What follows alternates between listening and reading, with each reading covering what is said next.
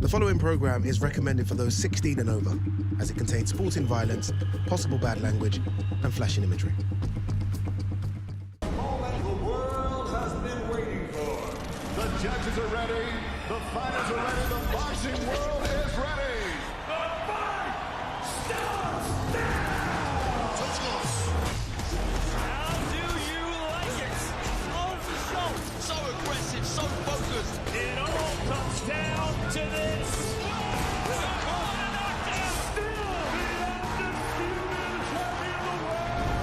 Fight night, only on DAZN. Hello and welcome to Kingdom Arena in the heart of Riyadh in the Kingdom of Saudi Arabia. And we're here for Boxraw Sparring Club number 2.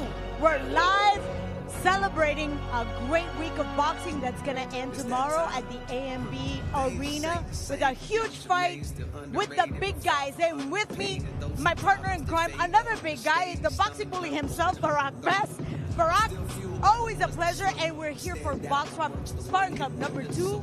The first one was awesome, but look at this room. It is packed. Know why it's packed? Who sets it off? The DJ. Let me get a scratch. Let me get it. Look at that. That's there crazy. You go. And it was crazy is that it was in my hometown, Brooklyn, and it had a line around the block. Probably about 1,000 people. I probably shouldn't have said that because the fire department could have shut them down. But I said, how can you follow something like that? Look, this is how. Look at the people here already. Like, not one fighter has stepped in the ring yet, but the people are here. They're ready. Look at this. Everybody's ready. We already have our EMTs, emergency care, our medics, our fans, our friends.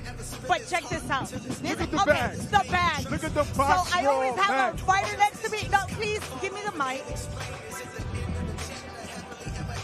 Okay. 30 seconds. That's enough. That's enough. Here in Saudi Arabia, the bags hit back. So, you know, it is what it is. But I won that one. Yeah, anybody can do 30 seconds. Hey, anyway, but check this out. Everybody's here, fans, fighters, and most impressive, we have fighters from all over the world showing up right here for Boxraw Sparring Club number 2, because this is a great opportunity for these young men to showcase their skills. Right, you got to get the right eyes on you. Yes. Because of the last one in Brooklyn, there's going to be fighters who were there who are going to be on Canelo's undercard, Canelo versus Bud. That's crazy. So they might be at 3, 4, 5, who knows, ring 6, ring 7, who knows? Well, this is definitely part of the festivities of a great fight coming up tomorrow, which is going to take place right down the street at the AMB Arena. It's Moses Itauma against Whyte. But come here. Look, check this out. We got a fight over here already. Getting ready. Look at that. They're already warming up. I'm sorry. It's okay. This is what we have to look forward to. And like I was telling you, they're coming from all over the world, Barack. I'm inspired. I'm motivated. Matter of fact, is that they got extra fight gear? Anybody got an extra headgear around here? Okay, that's enough. Come on, let's go. We got more to see. Because these are the young men that we're going to see in that ring in a few minutes. But moreover, we have the fighters that are going to be participating tomorrow. Speaking of fighters, it's a heavyweight right here. What you got for us, bro? Show us a little bit of that footwork that we saw. Yeah. Got to take off the slides. There you go. Yeah. Woo! There you go. Hold up. I know I said I wanted some headgear. Now I don't want none. Leave me alone. That's it. I told you guys. That guy is good. Thank you. We'll see you later. Anybody can do it for 30 seconds. I think you're past your prime, but we still love you. Thank you. But we also have a little thing over there to check out the power. Do you really want to try it? The power machine? The power machine. I'm gonna have to. No. Are you ready? I'm gonna have to. Come on, let's go. Yeah, hand me the mic. Excuse me. So sorry. Come on. I'm sorry, bro. Gotta come back. Put some money in there. Put some money. There you go. It's scared of me. You see this machine is scared of me, right? Not anymore. Gonna have to back up, little lady. Yeah.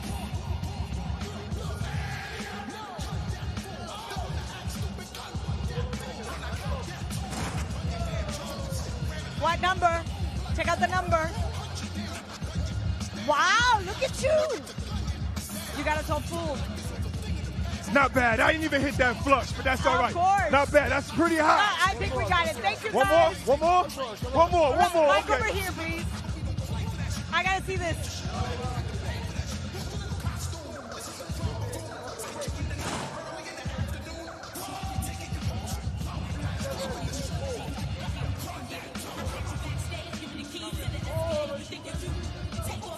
That's okay. Nobody's gonna talk about it. I beat my last score. You know who got that score there? Dillian Whyte. There you go. Come on. I got a surprise for you. Dillian Whyte, by the way, of course, it's going to be the stiffest competition for Moses Itauma, the young man that actually is making a huge breakout moment tomorrow at the AMB Arena. Yes. But even better, let's check out Boxraw as a brand opening this up right here, right next to the Kingdom Arena as part of the festivities of an excellent boxing week. Absolutely. This is how we got the fresh gear. This is what we're rocking in Boxraw. We're going to talk to the CEO right now. Yes. Mr. Ben Amano, my guy. Thank you for the gear, Ben. first of all. Thank you for having us. Of course. Thank you for coming. It's always a pleasure. And we were just talking about the great success that you had at Boxraw Sparring Club #1 in New York. And now you bring it back here to Riyadh. What does this mean to you? You know what? This is a completely different experience, a completely different atmosphere to what New York was. We've got fighters from 16 countries represented here, flown from Uganda, from Syria, Iran, Germany, USA, UK, Spain, Italy, Russia, Uzbekistan, all over the world. You know, so to see so many cultures come together for this, and also the crowd turning up here, yeah, it's amazing. It's amazing. But you started with a banger. Like, I was saying there was probably 1,000 people there, counting the people that was outside, just hanging out.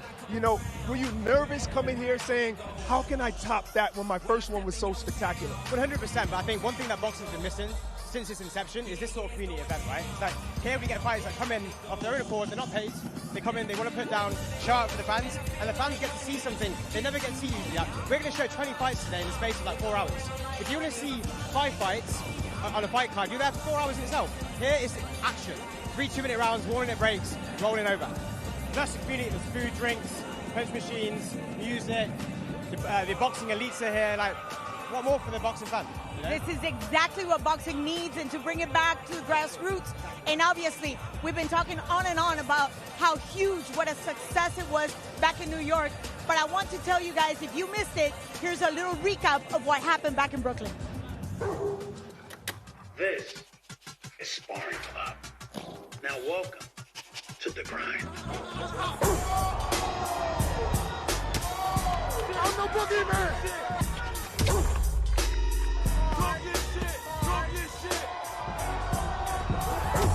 In here, it's lessons learned the hard way.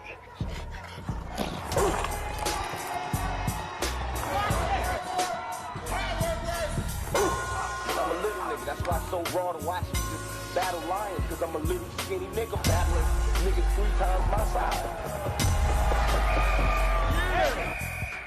Respect isn't given, it's earned. In blood.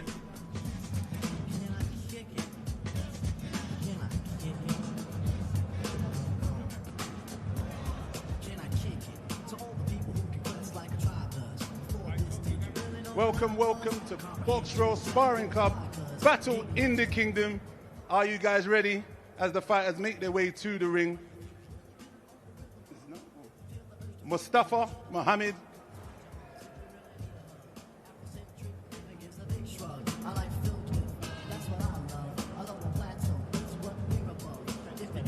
Okay. Oh, but he was saying he wanted me to, I don't know. No, don't even look at the camera. Basically, I want you to speak about the ring and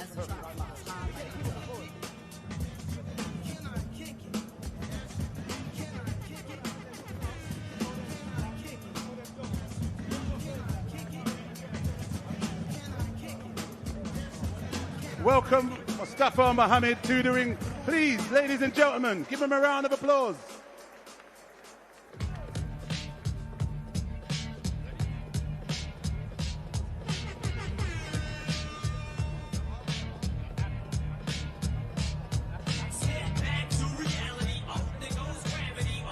Let's welcome Abnar Mari to the ring, please, ladies and gentlemen. Give him a round of applause.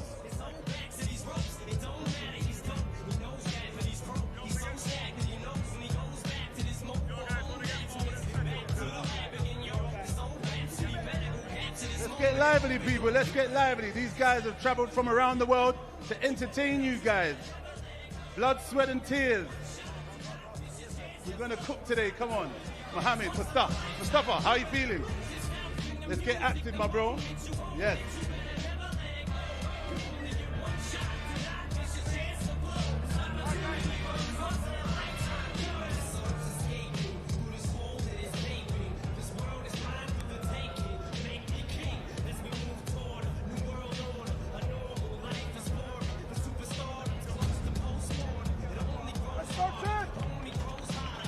And let's welcome Abdul Mari to the ring, guys. Welcome, welcome.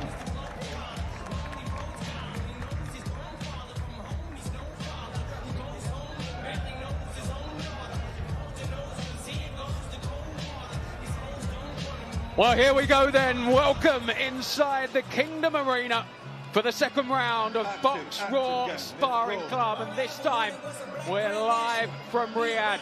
The battle in the Kingdom, Mustafa Mohammed against Abnor Nori Jashari in our first bout of the afternoon. They'll go 3 rounds, 2 minutes each. Unless, of course, a bit of damage is done and we will get an early call. But if you were with us in Brooklyn, they'll let plenty go. Mohammed coming in here 5-0 with 3 KOs. His opponent also 5-0 with the 1 stoppage on his record. It's Egypt against Switzerland in the first battle, but these two fight out of the same gym, so they'll know each other pretty well, and we're about to go.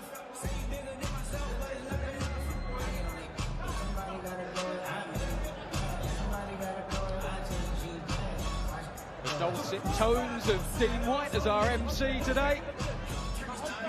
And I'll be fighting over him during most of these bouts as Mohammed tries to establish a jab early on.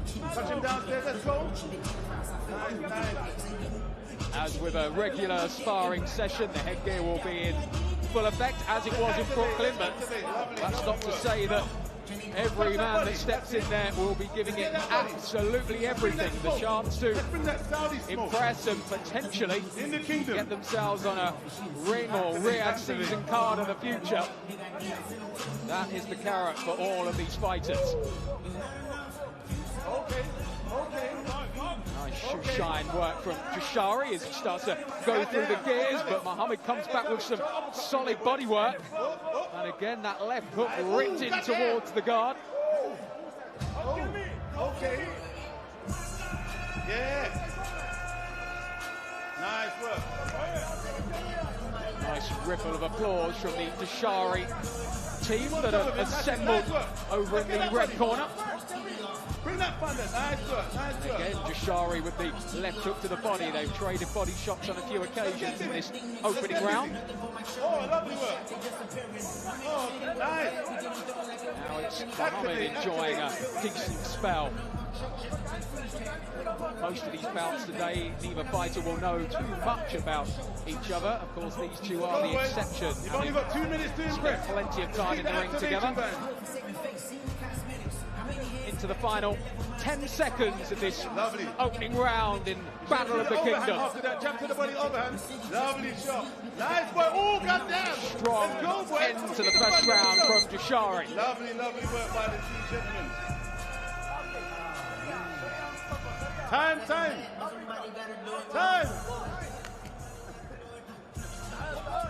That was the end of the round. Just getting to grips with the timekeeping.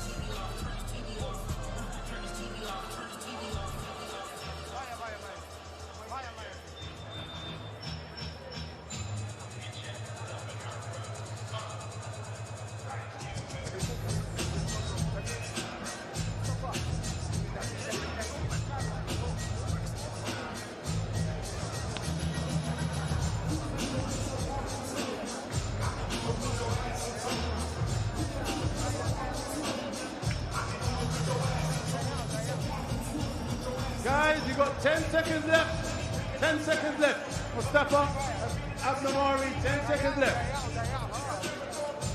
Come on, guys. Let's give the crowd some more of the first round. Let's go. So ready now for the second round. Go, go, go, go. Abnor Dashari ready to roll as Mustafa Muhammad comes out a little bit gingerly at the start of the round. It is pretty warm, I can tell you, inside the... I think the best way to describe it is the reception area of the Kingdom Arena, which gives you some idea of the scale of this place. Show them what you're working with. Let them hands go. It's where all of Fight Week for Dillian Whyte against Moses Itauma has been, and that comes to you live, of course, on DAZN this Saturday. Go to DAZN.com/boxing for all the details on how to buy that one. Mustafa Muhammad again starts to go up through the gears at the start of the second.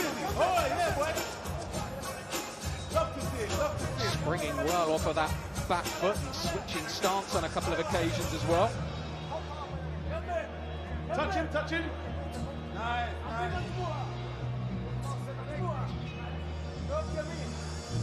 Muhammad, the aggressor at the opening of the second round, but there's no doubt that Dashari is looking to come in behind the counter. He just caught one there, and the strap coming loose on the headgear.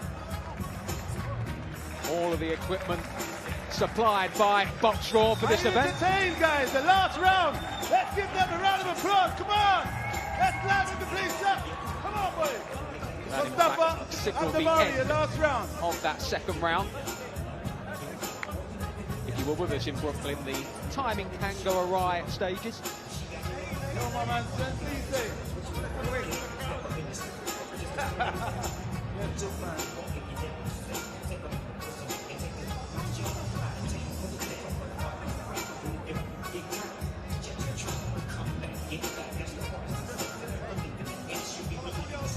So we're about set with the third and final round.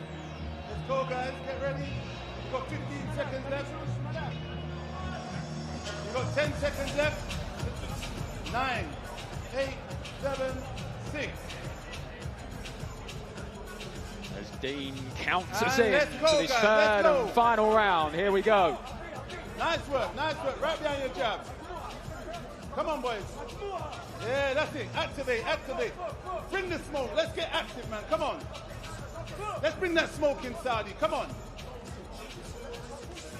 Nice, boys. Nice. God damn it. Let's show. Come on, man. Let them have it.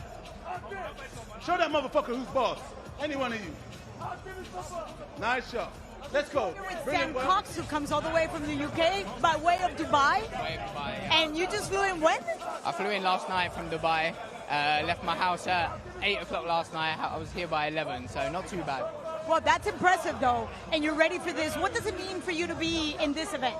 Everything. I mean, I'm here to make an opportunity for myself to show why I should be on these big stages and state a name for myself, really, in this boxing game. I've been around it since I was 6 years of age, and now it's my time.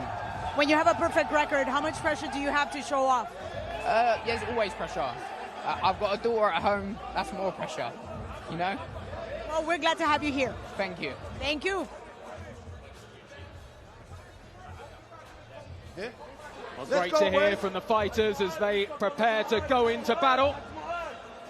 Claudia and Barack will be back there with all of them as they get ready for their session and time in the spotlight as we enter the final few moments of this clash, the opening clash of Battle in the Kingdom between Mustafa Muhammad and Abnor Dashari.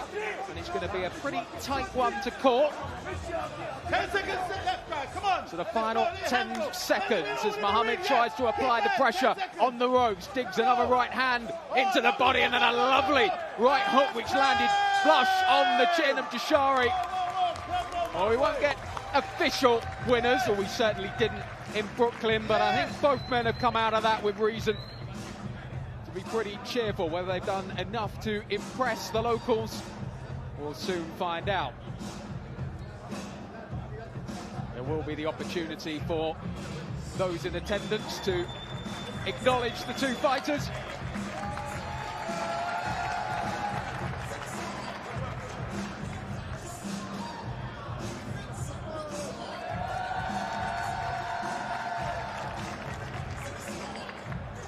So fight one in the books here at Battle in the Kingdom.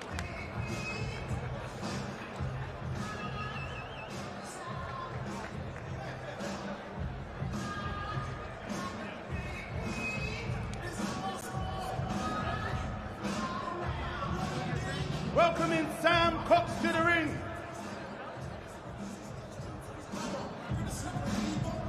Yes, Sam. All the way from Dubai.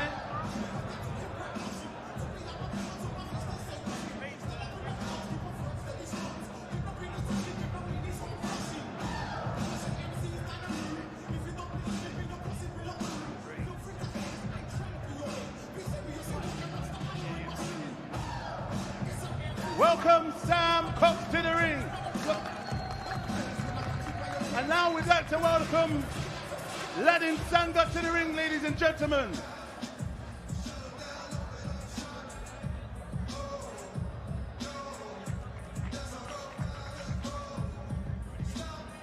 Welcome Ladin Sanga to the ring, ladies and gentlemen. Please.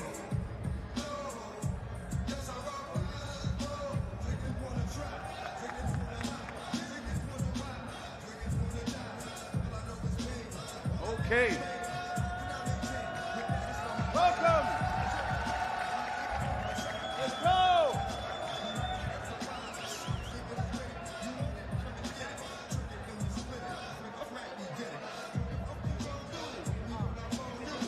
So our second fight, Battle in the Kingdom, is ready to go. It's going to be Sam Cox of the UK against Ladin Sanga. Ladin Sanga, the man from India, so good they named him twice. Can he impress here and make his mark?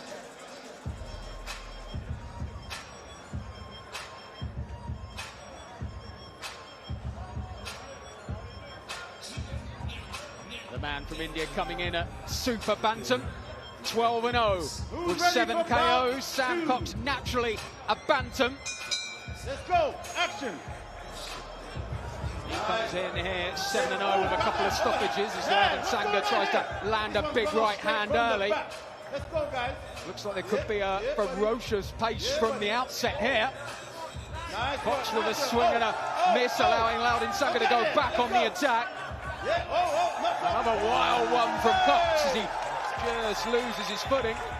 And now we're cooking. You can tell the excitement levels in the ring as much as those at ringside.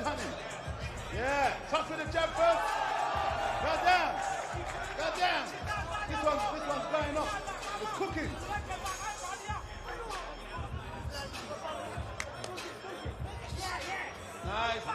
Nice shot. Brilliant shot. You got to jab your way in those, Sam.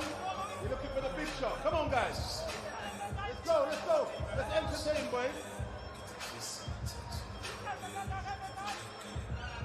Oh, goddamn. Go. Yep. Keep the rope, keep the smoke. Get busy. Oh, goddamn. Oh. Come on. Keep going. Oh.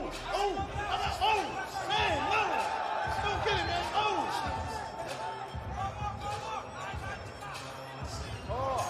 Nice work. I'm here with Queensberry Promotions, Frank Warren. Now listen, you have a big event, obviously, Dillian Whyte, Moses Itauma. But do you have it in you to even witness all of this with all of that excitement going on tomorrow night? Yeah, I'm interested. I've never been to one of these before, so come along to see what it's about, and everybody's into it. You know, it's good. See all these youngsters. It's been well supervised, so I understand. So brilliant. Well, you're a promoter, and this is only the second one, but they brought it out here to Saudi Arabia. Are a little bit in you saying, let me look at these guys and see who I like? I'm a promoter. That's what we do, of course. Yeah, I'm looking forward to it. And, yes, interesting. Look, boxing's developing out here. It's been a couple of years, and it's come on to amateur level in leaps and bounds. And I think it's only a matter of time before the investment and the time that's put in that they're going to get some stars here in their own right, some Saudi boxing. Right, so what do you think we're going to get tomorrow night? What are we going to see as fans? Fireworks. Great fights. Really good competitive matches. There's 4 fights on there that are main events in their own right. And what you're going to see is some good quality matchmaking and fights. Thank you very much, Mr. Frank Warren.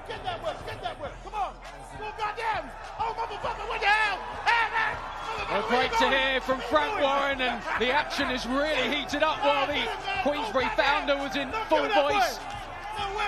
And I wouldn't be surprised if the fighters know that he's in the building. What an opportunity to impress. And certainly both men leaving it all out there in that second round. We cooking. Goddamn, we cooking. You can see why Loudon Sanga has quite a number of stoppages on his record. He's wild and reckless at times, but he lets the hands go.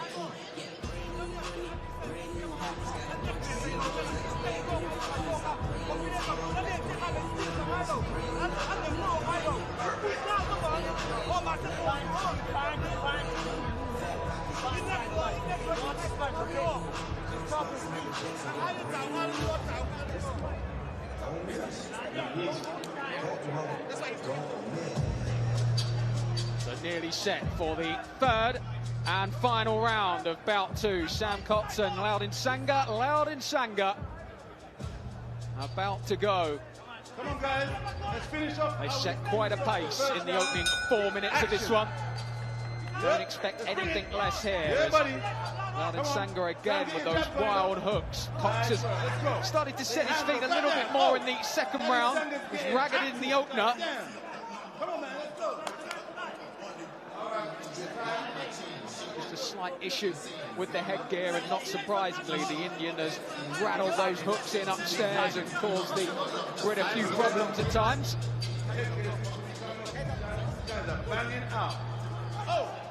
Cox again takes a couple of strong shots upstairs. The man from Islington just having to hang on a little bit, as again Loudon Sanga firing in with plenty of purpose. They're not mucking around here. Cox managed to get a counter in, but he's taking plenty of punishment, and then gets in a cheeky little left-hander on the break.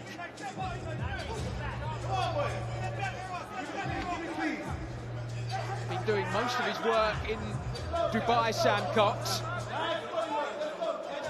But this is chance to impress the watching scouts and promoters as the heads come close together. Another little bit of a wild and ungainly one from Cox. Managed to find a straight right, but Loudon Sanga is landing with all sorts here.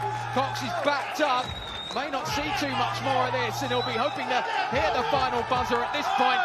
The Indian is letting it all go. Absolute windmill stuff here from Loudon Sanga. Loudon Sanga.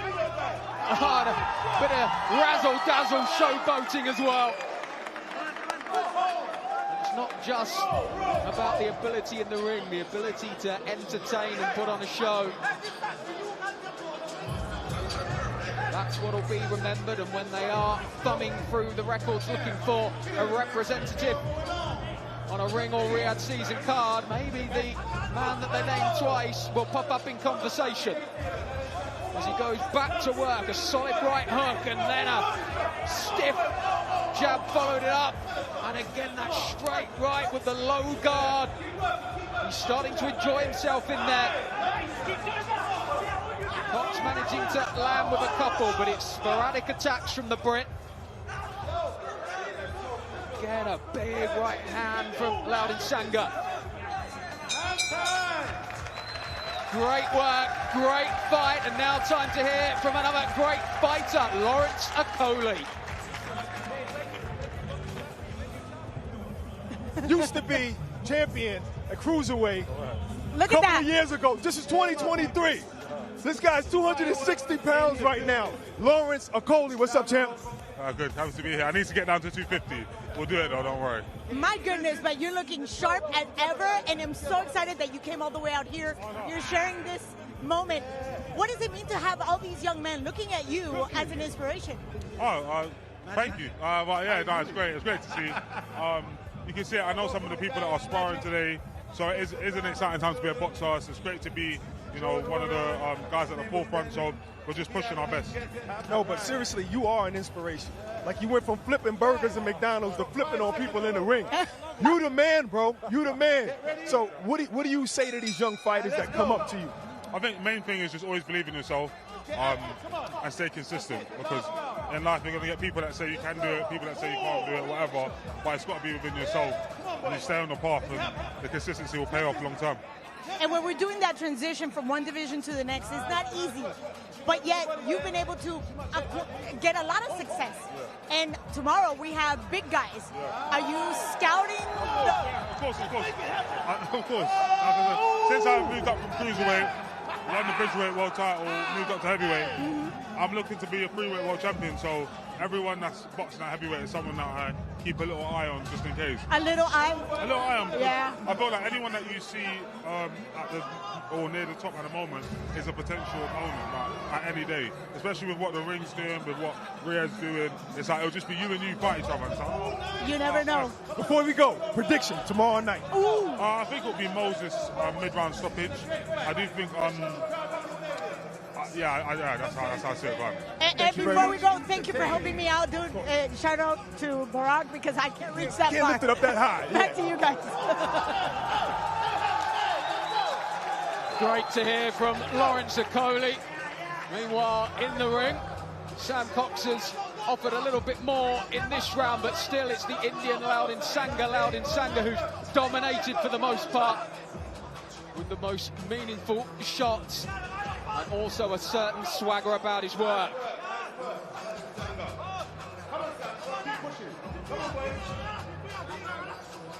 Last 25. Cox just trying to get out the way, but Loudon Sangha is all on the front foot. As he digs that lazy left hand, a little bit Prince Nassim-like as he dances around, and it's been pretty impressive, Loudon Sangha. And this is exactly the kind of performance that you need to put in here. Last couple seconds and time! Great action. And a fabulous display from the Indian, who you could be hearing a lot more about.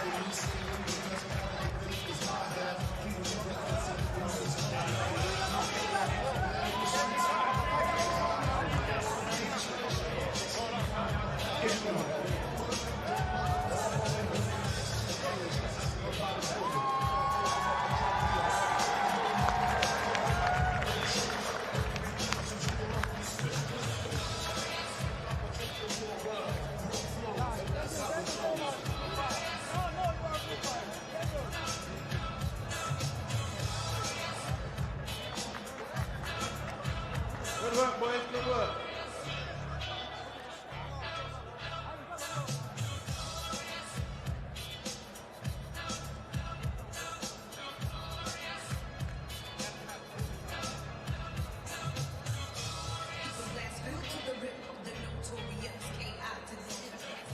Welcome Ishmael to the ring, please, ladies and gentlemen.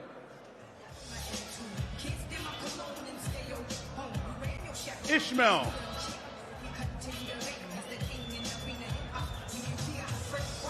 Welcome Spencer Brown and George Warren, the main men.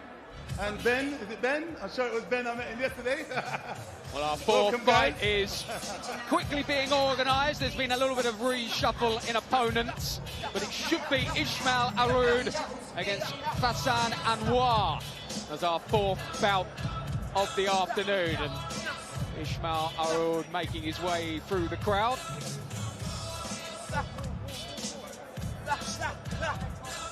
Brooklyn was pretty loud and raucous, and we weren't sure if we'd get quite the same atmosphere here in Riyadh, but it has been every bit as boisterous as it was in Brooklyn a couple of months ago.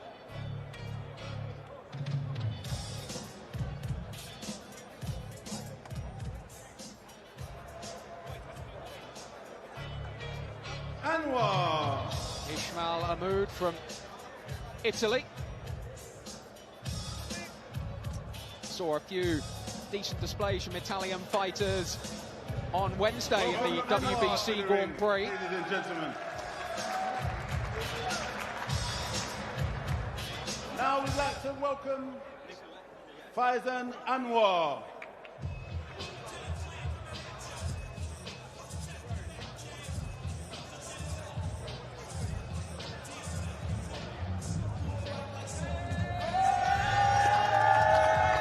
Faizan Anwar. Well, I can tell you that the bout sheet changing all the time. Welcome. So our first man in the ring was Nikolai Chibasov, so it is still Nikolai Chibasov against Fassan Anwar.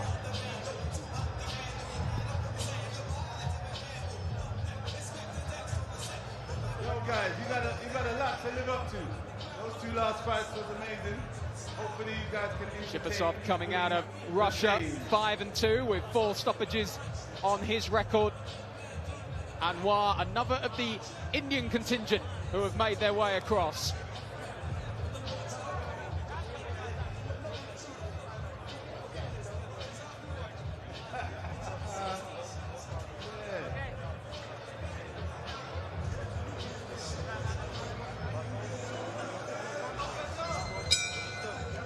Let's fight. Okay. So Chipasov, the Russian, not quite setting the pace of our last bout, though that would have been pretty difficult to achieve. Nice. Let's get active. Let's get active. Chipasov trying to throw that big straight right, but getting countered by some decent work from Anwar.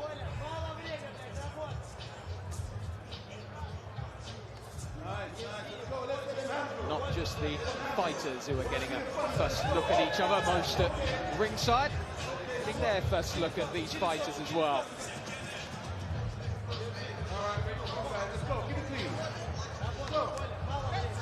Anwar happy to tie up as Chipasov tried to throw over the top. Again, he's loading up with that big right hand.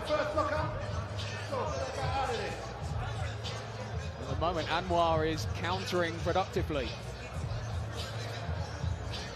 Trying to work his own jab as well. It's a southpaw of the evening or afternoon. Just about 2:45 here in Riyadh local time. A reminder that later on the weigh-in for Whyte versus Itauma live from the Kingdom Arena. And it'll be in this very room as well. At the moment, it's battle in the Kingdom. Boxraw Sparring Club. Chipasov and Anwar in our third fight of the afternoon. As the Russian starts to put together his most productive spell. A right uppercut followed by a left cross. Anwar did well to spin and get out of danger on the ropes there. And that brings a close to an opening round, which started a little tentatively, but certainly got going. Oh, it's time to hear from another one of the stars at ringside. This time, it's George Warren. Shining star, George, thank you for joining us.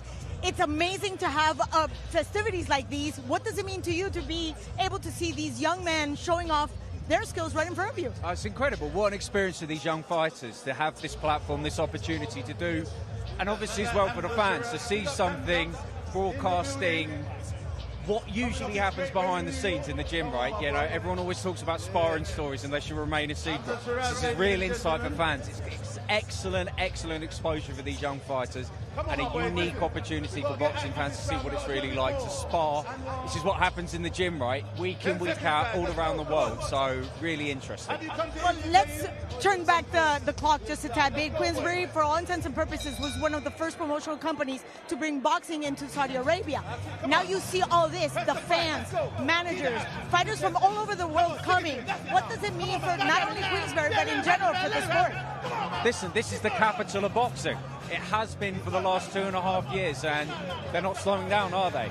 There's more, you know, every time, more and more things that are being thought about, new ways, new innovative ways of selling the product, selling the sport, getting more eyeballs on it, giving more opportunities to young fighters, and I'm all for it. It's always a pleasure to be here, and like you say, look at the facilities we're in, look at what the opportunities it's bringing to the sport. Incredible.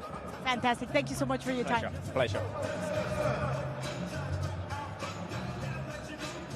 Well, that the real carrot as well for these fighters, the chance to impress the likes of George Warren sat ringside, who will no doubt be taking the odd note or two. A future Queensberry stable partner could be in the ring right now, and certainly in this bout things are hotting up a bit in this second round as Chipasov tries to fire through with meaning. A little bit of blood coming from the nose of the Russian. The interview's coming thick and fast here. Another man who'll certainly be impressed by what he's seeing. It's Gold Stars, Spencer Brown.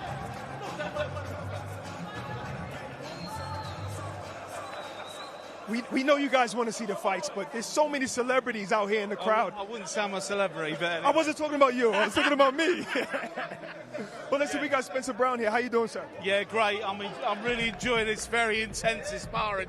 They're letting everything go, and obviously there's a lot on the line here.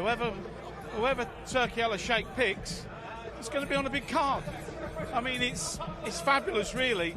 I've been involved in earlier on in my boxing. This is very similar to the unlicensed scene, where everything gets chucked in.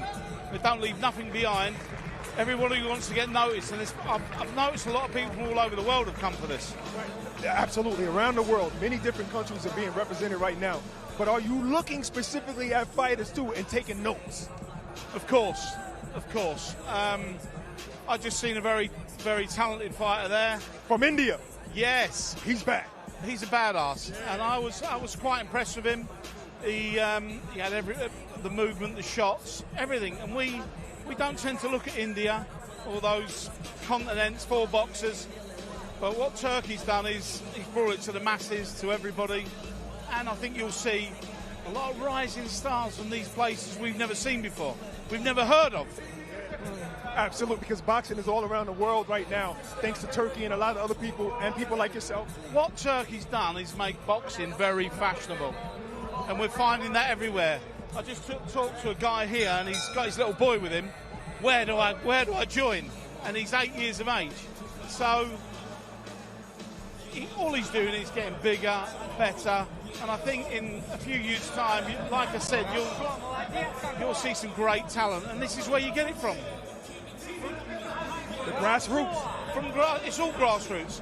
Same with anything: football, rugby, cricket. It's all grassroots. Thank you, my man. Really appreciate you. The great Spencer Brown. Well, Spencer Brown there saying that His Excellency has made boxing fashionable. Well, there's no better way to get fashionable in boxing than getting yourself some Boxraw gear. Check out boxraw.com now and order some of the great merchandise that you can see the fighters wearing. And plenty of us at ringside have been kitted out too. Meanwhile, the Russian Nikolai Chipasov and Francois Anwar of India have set a relentless pace in this round already. Chipasov is being troubled by quite a bit of blood coming from his nose. He's caught a couple of big shots from the Indian, who is a hard hitter.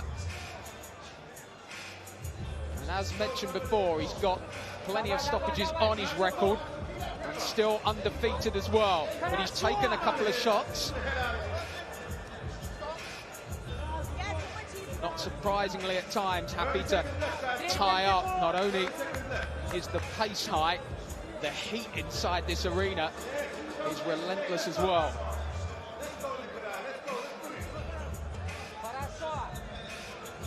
Anwar trying to mix up. Hamza Shiraz, thank you so much for taking a seat, because I don't think I can reach that time. How has life changed for you ever since you beat Berlanga? Do you know what? From, like I was talking earlier, from going from such a low after the Adamis draw to such a high after the win against Berlanga, life's kind of balanced out again. Life's kind of balanced out, and I'll always say I'll always keep my feet on the ground and just continue to chase my dreams. And while you're chasing your dreams, you become an inspiration and a role model for a lot of young men that are right here doing this sparring session. When you see them, how much of you do you see in them? Yeah, a lot of myself, because when I was up and coming, going through the ranks, any opportunity that's given, you want to take with both hands, and you can only give credit to Boxraw, to the ring, to His Excellency for giving these fighters the platform to do so. So, yeah, they're massively, massively honoured. And when they get a chance to speak to you and they look for advice, what are those very wise words that you share with them? Do you know what? To work smart. You always hear fighters say, you've got to work hard, you've got to work hard, but working smarter is what gets results. And if you look at all the top fighters, Oscar De La Hoya, Floyd Mayweather, all of these guys, they say the same thing about working smart and turning up on the fight night. So that would be my advice to them. Very wise words. Thank you so much for sharing this moment. We're so glad you're here. Back to you guys. And welcome Ishmael to the ring, please, ladies and gentlemen. Ishmael. Well, the fighters so eager to speak to us here at DAZN. Sometimes you've just got to shut up and let them speak. Great to hear from Hamza Shiraz, who's now deep in conversation with Spencer Brown. And I can tell you that Dean Whyte has been signaling over to Frank Warren as well. Welcome Oleg to the ring. All happening at ringside as we welcome in our fourth fight of the evening, and this time it is Ismail Arud of Italy taking on the Russian Oleg Mishura. Arud is stalking the ready for the challenge of the man fighting out of Russia. Welcome Ismail and Oleg. Come to give us our first piece of their skills. Middleweight contest of the evening as the opening bell goes, although Mishura has fought most of his pro career at super middle, and of his 10 victories, should I say, 9 have come by stoppage, so this could be blinking you miss it stuff. 7 of Ismail Arud's 11 wins have also come inside the distance, and usually with a sparring session you wouldn't be talking about stoppages, but I can tell you, if you were with us in Brooklyn, fighters were going for the finish. And that opportunity to impress as Arud has to take a left hook pretty flush.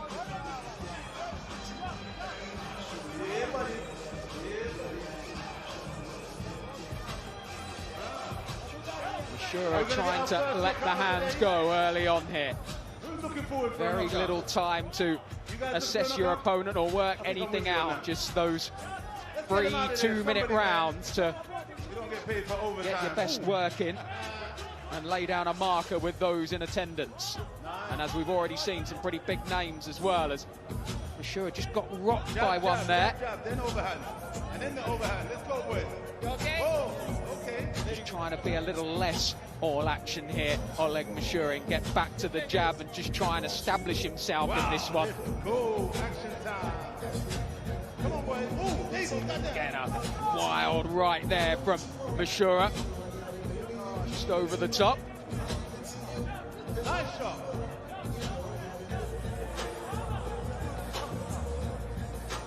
Arud moving well, but again he takes that left hand, just leaving the guard down, trying to look at ease and give an air of a man who's comfortable and doing his thing. Trying to work an uppercut in, but again it's that left hand of Mishura that connects. 15 seconds to go. Into the closing stages of this opening round between Ismail Arud and Oleg Mishura.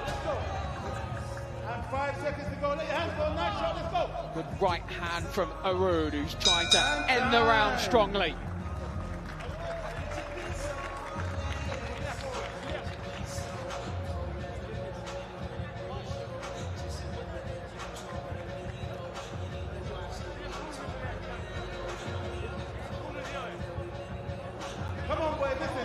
Well, delighted that joining me ringside now, the boxing bully himself, Barak Bess, who is struggling to hear me. I'll have to shout a little bit louder, but he is here, he is beside me. It is raucous in here, isn't it? First of all, I just want to say, my man, you're doing a great job. This is my first time witnessing you, man, and you're good. You're really good at this. So I don't need a job anymore. I'll just go home. No, this is incredible.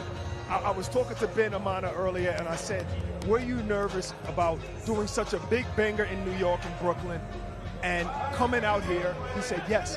He doesn't have to be nervous anymore because it's jam-packed. It's incredible. Yeah, the marker was laid down in Brooklyn, and they've really picked up where they left off here in the Kingdom. And I'll tell you what, Ismail Arud in the vest, the man from Italy, trying to lay down a marker in this second round. And as we saw in Brooklyn, Barak, they leave it all out there. No one fills each other out here, do they? Not at all. I mean, knock the headgear off with a jab. No reflection on the quality of the apparel, though. That can happen. That's the quality of the punch right there. I saw an Indian fighter a couple of fights ago, an Indian fighter. He was amazing. He was amazing. Wow. We got some good talent here today. Yeah, the Indian, Loudon Sangha. So good they named him twice, and he certainly appeared that way in there. Had a bit of showboat about him. There was a bit of naz about him at times. He played with him. The only thing good about headgear is when you're sparring, people can't see your face because you got beat up bad. Well, the headgear is still being sorted out.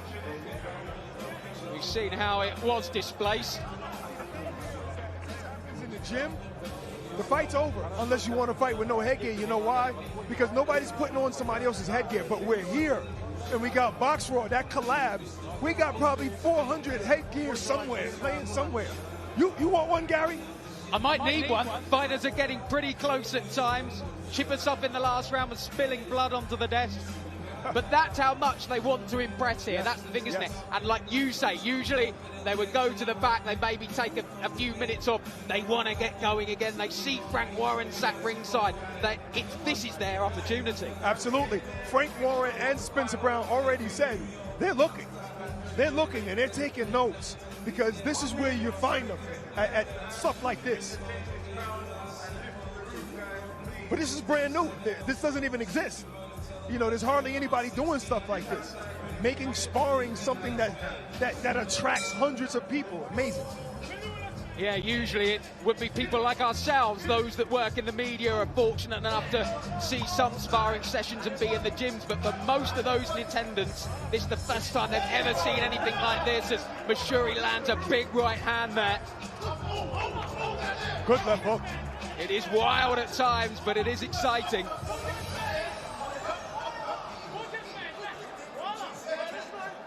You got Dean Whyte. Dean Whyte is on the microphone and he's like a trainer telling them what to do. And sometimes I see the fighters listening. Yeah, I have to say, I've got the benefit of having headphones on, so that's blocked some of Dean's stuff out. But he's doing a great job on the MC's mic, as our man Eric did out in Brooklyn. The timekeeping's been a bit better this time, though. Arun now has got his man backed up onto the ropes just above us, and some good work too. Good work to the body. Oh, it came back, shoe shining him. Wow. That's how you get off the ropes. Wonderful stuff from Mashuri. Yeah, he really sprung out with a purpose there. Can't afford to be dominated even for 10 seconds. Such a limited amount of time as another right hand from Mashuri lands and tries to land another, but that one way off the mark. One thing that's different about sparring, Gary, than when you're fighting under the lights is that there's hardly any holding. There's hardly any holding. Either you're in there working on something or you really want to hurt the guy. Yeah, that's the thing. These sparring sessions are more just fights with headgear, aren't they? Yes. You don't even need a referee, really, because these guys are just going to bang it out. Some of the best action coming from that last round. And as it has been from the very first bell here at Battle in the Kingdom, it's been all action all the way. And crowd getting bigger all the time, huddled in around the ring.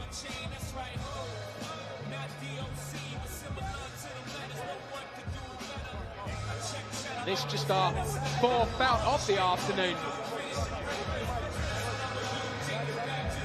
Scheduled to have around 20 going this afternoon before we go off air this evening ahead of the weigh-in for Dillian Whyte versus Moses Itauma, the culmination of Esports World Cup Fight Week. Here we're heading towards the culmination of this one between Ismail Arud and Oleg Mashura.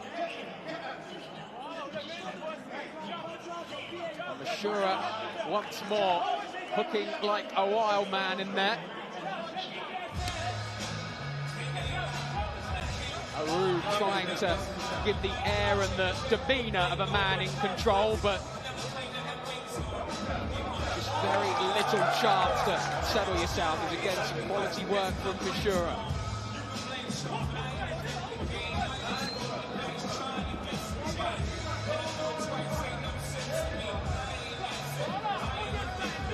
Gets that head down, the Russian, and sometimes just needs to take it up and actually have a look at what he's trying to hit. And there he's been backed up onto the ropes again, as he was in the previous round. And a good, strong right hook from the Russian. Spins his man around and then goes to work on the body.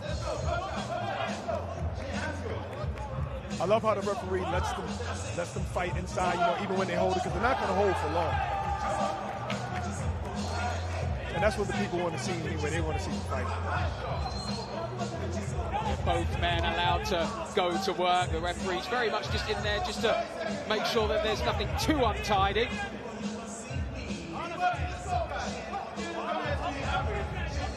Shura trying to throw that jab a little bit more off of the ropes, but the fundamentals pretty much go out of the window after 20 seconds. That's exactly what I'm thinking. There's no technique right now. There's no jabs. They were just banging it out in the middle.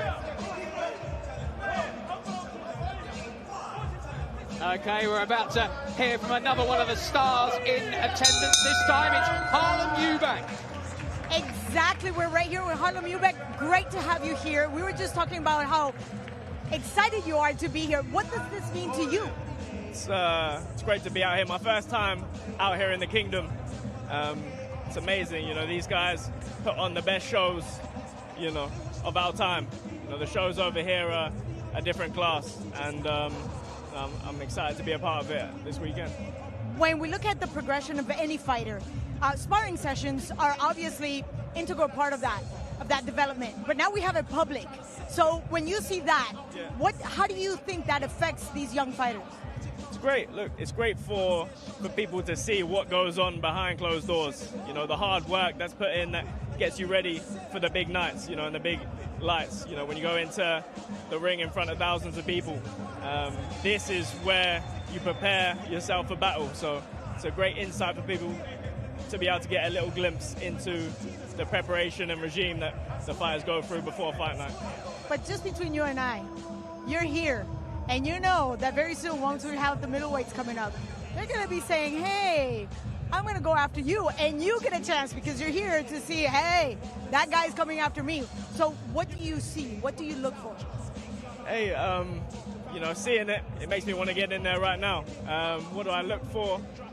It's about skill, you know, it's about patience, it's about the craft, years of hard work that goes into refining the art form of boxing. And here we just hope to see a glimpse of some of them skills that have took so long to refine. And we're so glad that you're here. You're a role model for them. Thank you very much, Harlem. Back to you guys. Welcome Jaya to the ring, please. Jaya. So our fifth fight of the afternoon being called to the ring.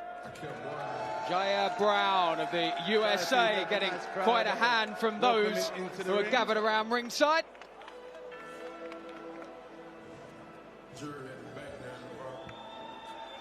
Certainly looks the part in his Boxraw fluorescent cycling shorts, which I'm pretty sure will be available now at boxraw.com. And welcome the next fighter to the ring, Azulbank. Barak is just slipping into his pair as we speak to call this one. And there is Avzalabak Kurambayev. Come on, boys. And that might be the best pronunciation you get of that name all fight. The man from Tajikistan. You know where he's from. So here we go, this one at welterweight. Although Kurambayev, again, has fought most of his career at super welter, 12-1-1 with 7 stoppages. Jai Brown 17-2. So Brown, Kurambayev underway, and our first man from the USA in the ring today.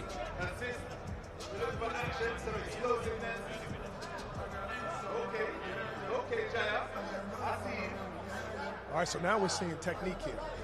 Both fighters feeling each other out. This looks more like a fight.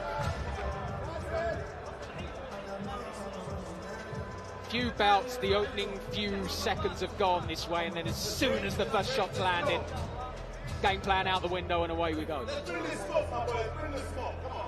Let's get busy. Let's get busy. Let's go. just a matter of time. You see, when you got somebody emceeing it, and then the music is playing during the fight, it's different. It's way different. And of course, as we mentioned earlier, none of these guys will have probably ever stepped in the ring together before. Oh, it's beautiful. This is like going to the Olympics. You know, this is giving a guy who didn't fight internationally the experience with international fighting. You know, fighting guys from Uzbekistan, India, and all these other countries. This is great.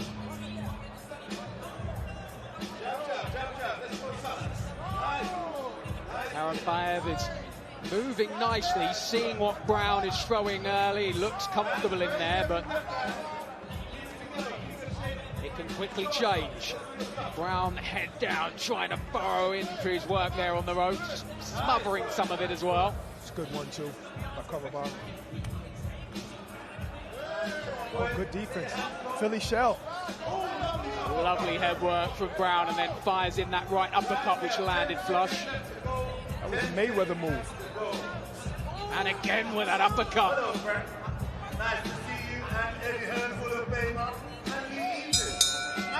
Good solid end to the round there for Jai Brown. Feeling himself a bit there with the bobbing and weaving.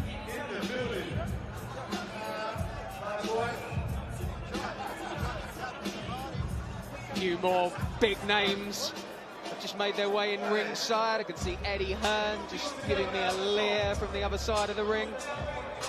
His right-hand man, Frank Smith, and then everyone's right-hand man, Lee Eaton, is there as well. Second round, Jai Brown of Zalabak Karambayev. What I'm noticing different is that, you know, these guys are used to fighting 3-minute rounds, and a lot of guys even spar longer than that when they're training. You know, I've seen Floyd Mayweather in the gym do 5-minute rounds. I've seen guys do 7-minute rounds. I've seen them do unlimited, you know, so they're trying to spin their load in these 2 minutes. You know, they're trying to impress the people, but they got to let their hands go. As much as first and foremost they're trying to impress, how much do you think they take away from this when they go back? Are these creditable sparring sessions for them?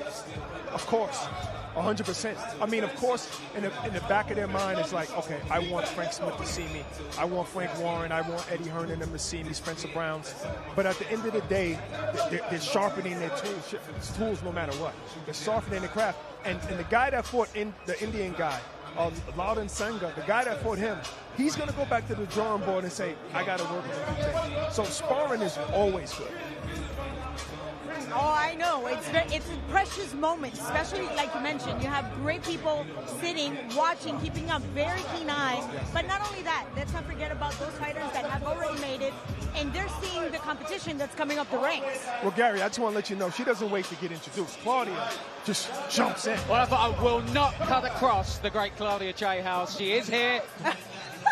Sorry. And I'll tell you what, you guys have been doing some sterling work in here because it is hot at ringside. I can't imagine what it's like out there in the crowd. It's amazing out there. There's a lot of names out there, but at the end of the day, there's a lot of people, and that's what we need for the sport. We need people. And who said this earlier, that Turki Alashek has made this attractive? He made it, you know, and that's what he's doing. Like, who would have thought this would be this packed at this time of day? That was actually George Warren, and to your point, it's the middle of the afternoon. We're in Riyadh, where boxing just started a few years ago. The tradition is not like Brooklyn, like LA, like Chicago, like even Las Vegas. Right. We're in Riyadh, and yet we have people from all over the world coming to see this session. Amazing.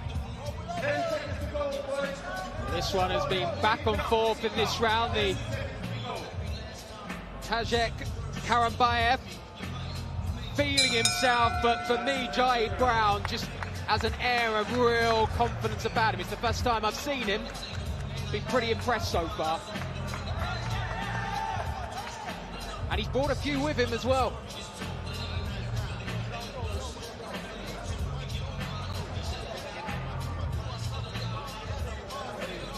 We talked about the history of boxing here in Riyadh. This, of course, was the very arena where Francis Ngannou and Tyson Fury kicked things off a couple of years ago, and it's been a couple of years that have flown by, fight after massive fight here. That was an unbelievable fight. I think the right man won. We're seeing some of the men who helped put those fights together over there at ringside. Eddie Hearn and Derek Chisora now in the building as well. I'm sure he'll be making himself heard later today at the weigh-in.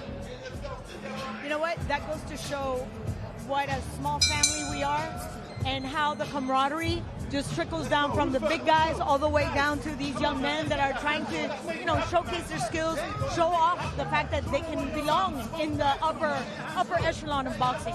That is what makes boxing special. Yeah, it is the Fight family, and they pack themselves into this quaint auditorium, the reception area, really, of the Kingdom Arena. It is where we've had a handful of huge fights here in the Kingdom. Seems like both of these guys are counterpunchers, so they're just a little hesitant, throwing feints, trying to get their way inside, but they're probably more comfortable counterpunching. Kurambayev is being first, especially that overhand right is going in on cue.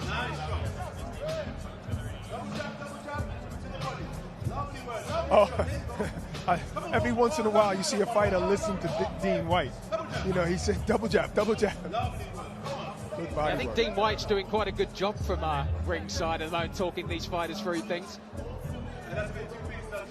Kurambayev has been in dominant fashion in this round, but then just as I say that, takes a right hand from Brown, who then tries to work the body as well. Both men all know that their time in the spotlight is running out here. Yeah. Brown's output is a little bit less this round. I've seen him a little tired in the corner, but he's walking his man down now. Jai Brown's output has gone down just a bit. He's a little tired. You can see he's hold. That's why he initiated that hold. He's pushing him again. The referees just jump in now and say, okay, stop that. 10 seconds to go, time. Into the final few seconds of the round, and Jai Brown of the US, who set off at a relentless pace, but it has dropped considerably here as they hear the final bell. Because this is sparring, you know who's in shape, but you know after the rings, that's for sure.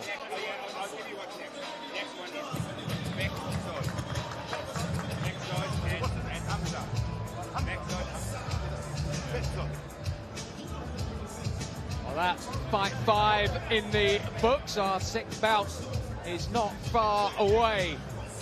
Chance for the Uzbekistani, Beksod Koldarov. He takes on Hamza Shahir.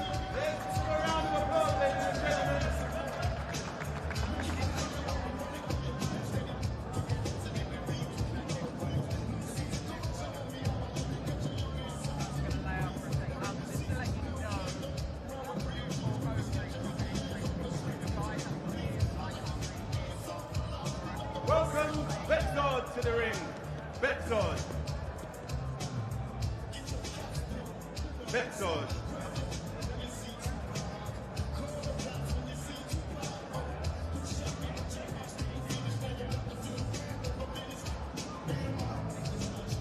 Beksod.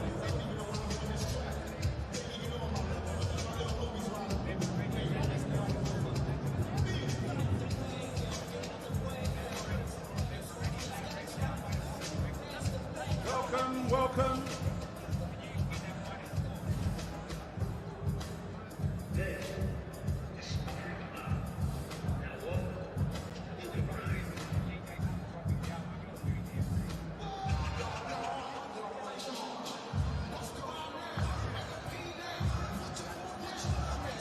Welcome, Beksod. Well, Beksod Koldarov of Uzbekistan has made his way to the ring. Welcome, Hamza. Hamza Shabhir of Tunisia is the next man to enter the ring.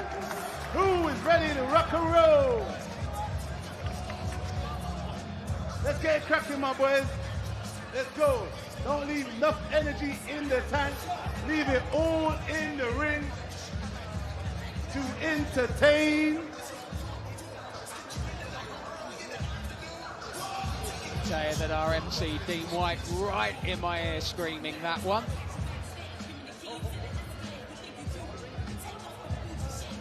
So Beksov Koldarov of Uzbekistan taking on Hamza Sabia of Tunisia in our 6th bout of the day. A lightweight against a super flyweight in this one. Come on. And a big left there from Sabia. Straight out of the blocks. They've not mucked around here. We said earlier, when the first shot lands, out goes the game plan. It's out of the window here. And Hamza is landing some big ones. Are we chasing it too much, the knockout? I don't know.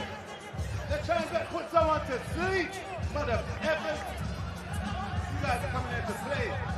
Well, the man from Tunisia starting at a pace. Is it a pace that's impressed the great Eddie Hearn? Let's find out. Hello, everybody. Matchroom in the house. Eddie, such a pleasure to have you. Look at that. Dressed for the occasion, perfect, like you just walked out of a country club. How much are you enjoying this session? Yeah, amazing. I mean, we saw the success of the sparring club in New York. And again, like, the turnout's incredible. It's kind of like an opportunity for young talent to showcase their skills in front of really a global audience on DAZN. A lot of people from the boxing world here looking, maybe scouting a little bit as well. And it's become a little bit of a kind of showground for great young talent around the world. Great idea. Well, you know very well all of the festivities for Fight Week. How much does a session like this add to a big fight like the one we're going to have tomorrow? In the past, we've always had open workouts, press conferences, weigh-ins. This is another layer of it. It's additional content, but it's just also great for young fighters as well. So it's a new concept, and it's part of the involvement of boxing with Turki Al-Sheikh to come up with ideas like this. He was ringside in New York, and he was like, I love this, we're going to do this every show. So now the preparation, the atmosphere, a great appetizer for what will be, of course, a huge night of boxing in Riyadh on Saturday. Well, we remember back in the day when boxing started coming to Riyadh, we all wondered how successful is it going to be. We're here today, 2025, on the brink of a huge fight tomorrow. But look at this, the crowd coming from all over the world. What does this mean to you as a promoter? You know, I think that's the difference. You know, when we first came to Riyadh, there's no point lying about it. The opportunity, the financial opportunity to come here was incredible for fighters, most importantly, but for promoters, for broadcasters, and now we've seen the involvement from the ground up, from grassroots level. If you go into local gyms here in Riyadh now, you'll see that participation. Young, men, young women competing. And now, like, if you were to come here to an event like this, maybe 3 or 4 years ago, maybe even a year ago, it would have been half empty or maybe even completely empty. Now look at the vibrancy of Riyadh as a fight city and Saudi Arabia as a fight country. And that's an incredible job that, His Excellency Turki Al-Sheikh has done. But listen, with us, with Queensbury, with all the promoters that have come together to make this a fight destination. We always used to talk about Las Vegas, New York. You have to put Riyadh on the map now as maybe the biggest fight city in the world, if not one of them. And, it's great to bring the financial element to the sport of boxing, but now we're bringing the energy, we're bringing the crowd, and we're bringing the interest and the understanding of the people here in Riyadh to boxing. And that's an incredible achievement. I agree. There's an old saying, build it and they shall come. So they're here. Thank you very much for your time, Eddie. Back to you guys.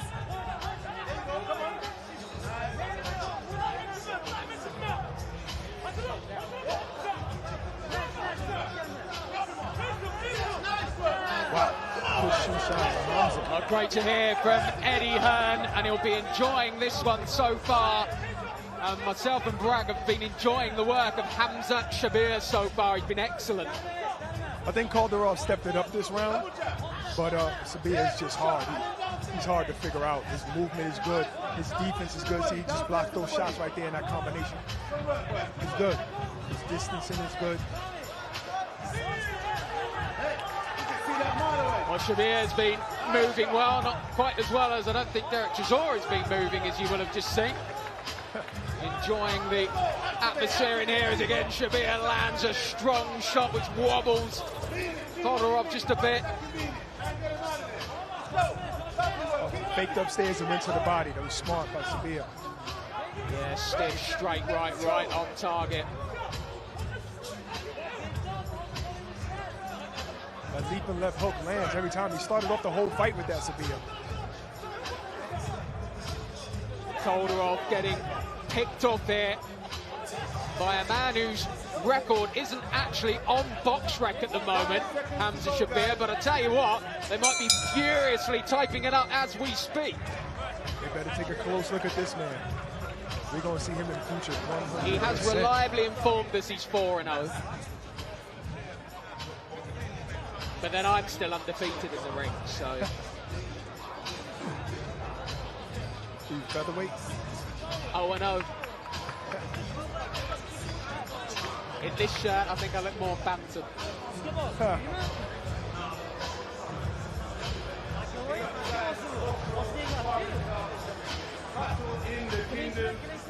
Dean Whyte continues to whip the crowd up into a frenzy as if they need it any more here in Riyadh. The battle in the kingdom, the second edition of Boxraw Sparring Club.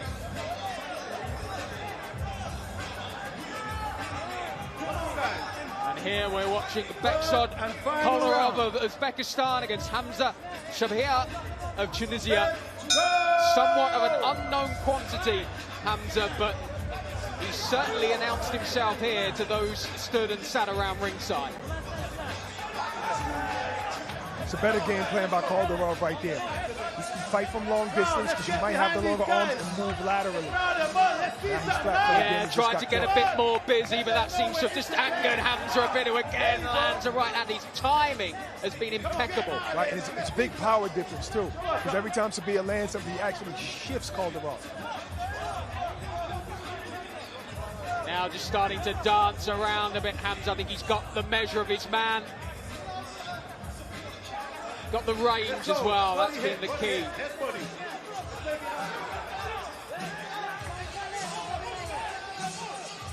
Again, picks off Koldarov, who was just stood there motion-like.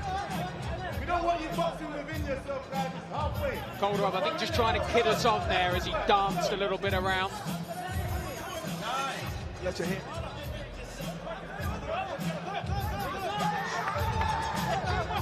Trying to out-muscle Hamza a little bit, try and use his size a bit more. Try and bully the man from Tunisia. Absolutely. If you get him beat from the outside, go inside, rough him up a little bit. I mean, all those shots are landed by Hamza. Unfortunately, yeah, as soon as he has a moment. We don't want no hangers on. Get him out of there. Shot that sucker. Tear him a new asshole, man. Hamza stalking his prey, whipping in that laser-like jab. It's tough when you come in the morning and you're like, you don't know who you're fighting, and you find out maybe a few minutes before. You just got to bring out all your tricks. And Hamza Shabir without a lot of them. Yeah, Hamza Shabir, that one of the more impressive performances so far. I'd put that one up with the man from India, Laudi Naga.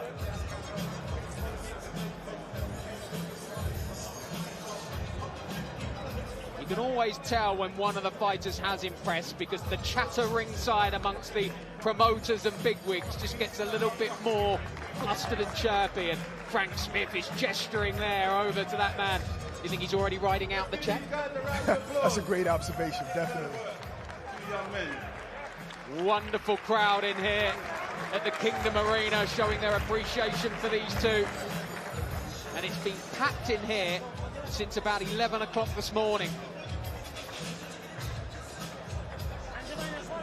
And plenty going on too. The DJ playing as the man from Tunisia continues to entertain. I think he fancies another round or two. Thank you, guys. Thank you very much, guys. You can leave. Might have to drag these guys out of the ring at this rate, but that will do it for our sixth fight, our seventh fight of the night. Well, there has been a change. I think next up we're going to skip straight to fight 8. It's Mohamed Issa, a man we saw in WBC Grand Prix action just a few weeks ago, taking on Riccardo Rizzi of Italy, another Italian fighter. Welcome, Mohamed, to the ring. I'm coming, my friend.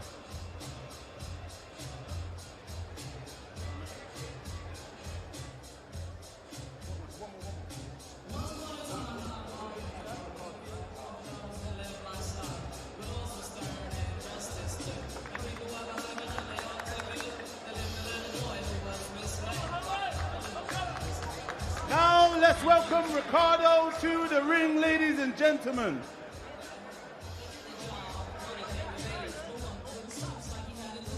Big Del, I am coming forward, Big Del. Let's see what Big Del's got to say. Ricardo, welcome.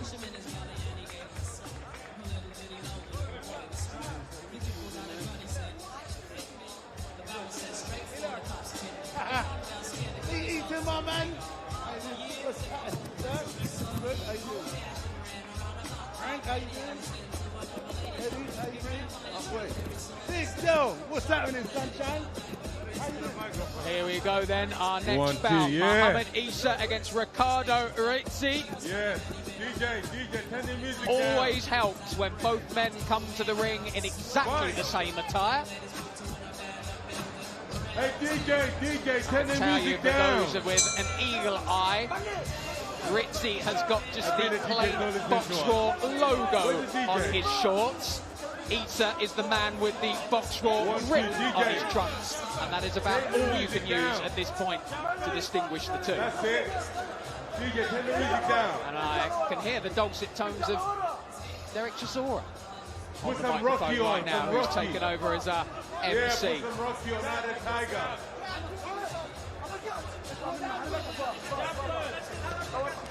DJ, put some Rocky on. Hey, DJ, put some Rocky on. Yes. There we are. Del Boy is instructing the DJ now and has pretty much taken over at ringside. Don't get me starting now. Fuck that motherfucker. Give up. That's Meanwhile, in the ring, Mohamed Issa tries to go to work as Del Boy had some colourful language to proceedings. For any offended, we do apologise. But hey, it's Derek Chisora. What are you going to do?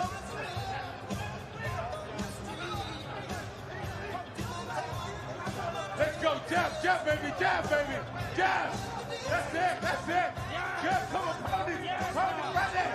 Go on. That's it. Smoke it. That's it.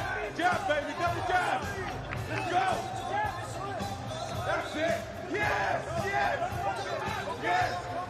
That's how stacked this whole tournament is. Yeah, Mohamed Issa was a name that did stand out during the WBC Grand Prix.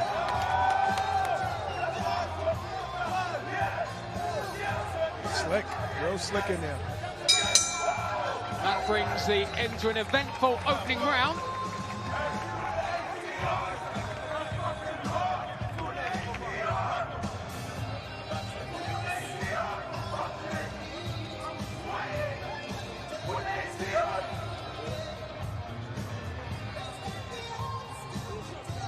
Don't give me the microphone. I'm on it now. I'm on smoke.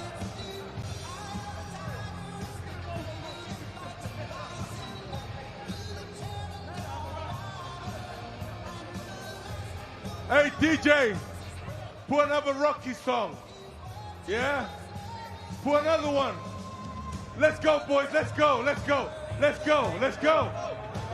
Double jab. Derek Chisora is asking the DJ for another Rocky song. Well, how many Rocky songs are there?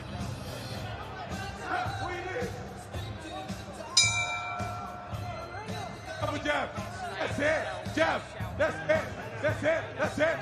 Yes, baby. Take the prisoners. Yes. Smoke that guy. Smoke him. That's it. Let's go, champ. Shannon Briggs, let's go. Oh, good combination. That's it. Whoa. Let him go. Let that ass go. Let that leather go, baby. Let it go. Ooh, good uppercut. That's it. Let go. 4 shots, 4 shots. Let go the shots, baby. That's it. Oh, good body shot. Let's go. That's amazing. Woo! Woo! Smoke that guy. Smoke that guy.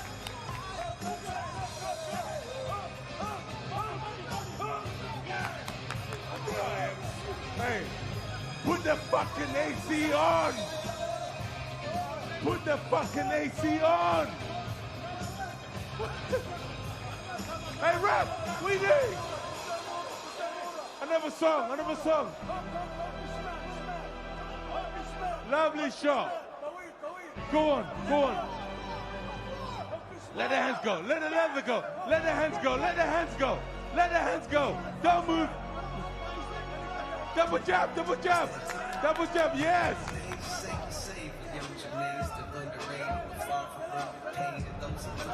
Hey DJ, this is a shit song. Oh, let's go. Smoke him. 10 seconds left, let's go. Don't hold him. Let go.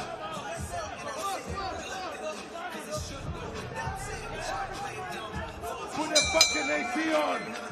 The fuck is wrong with you? Oh. Thank you, Derek.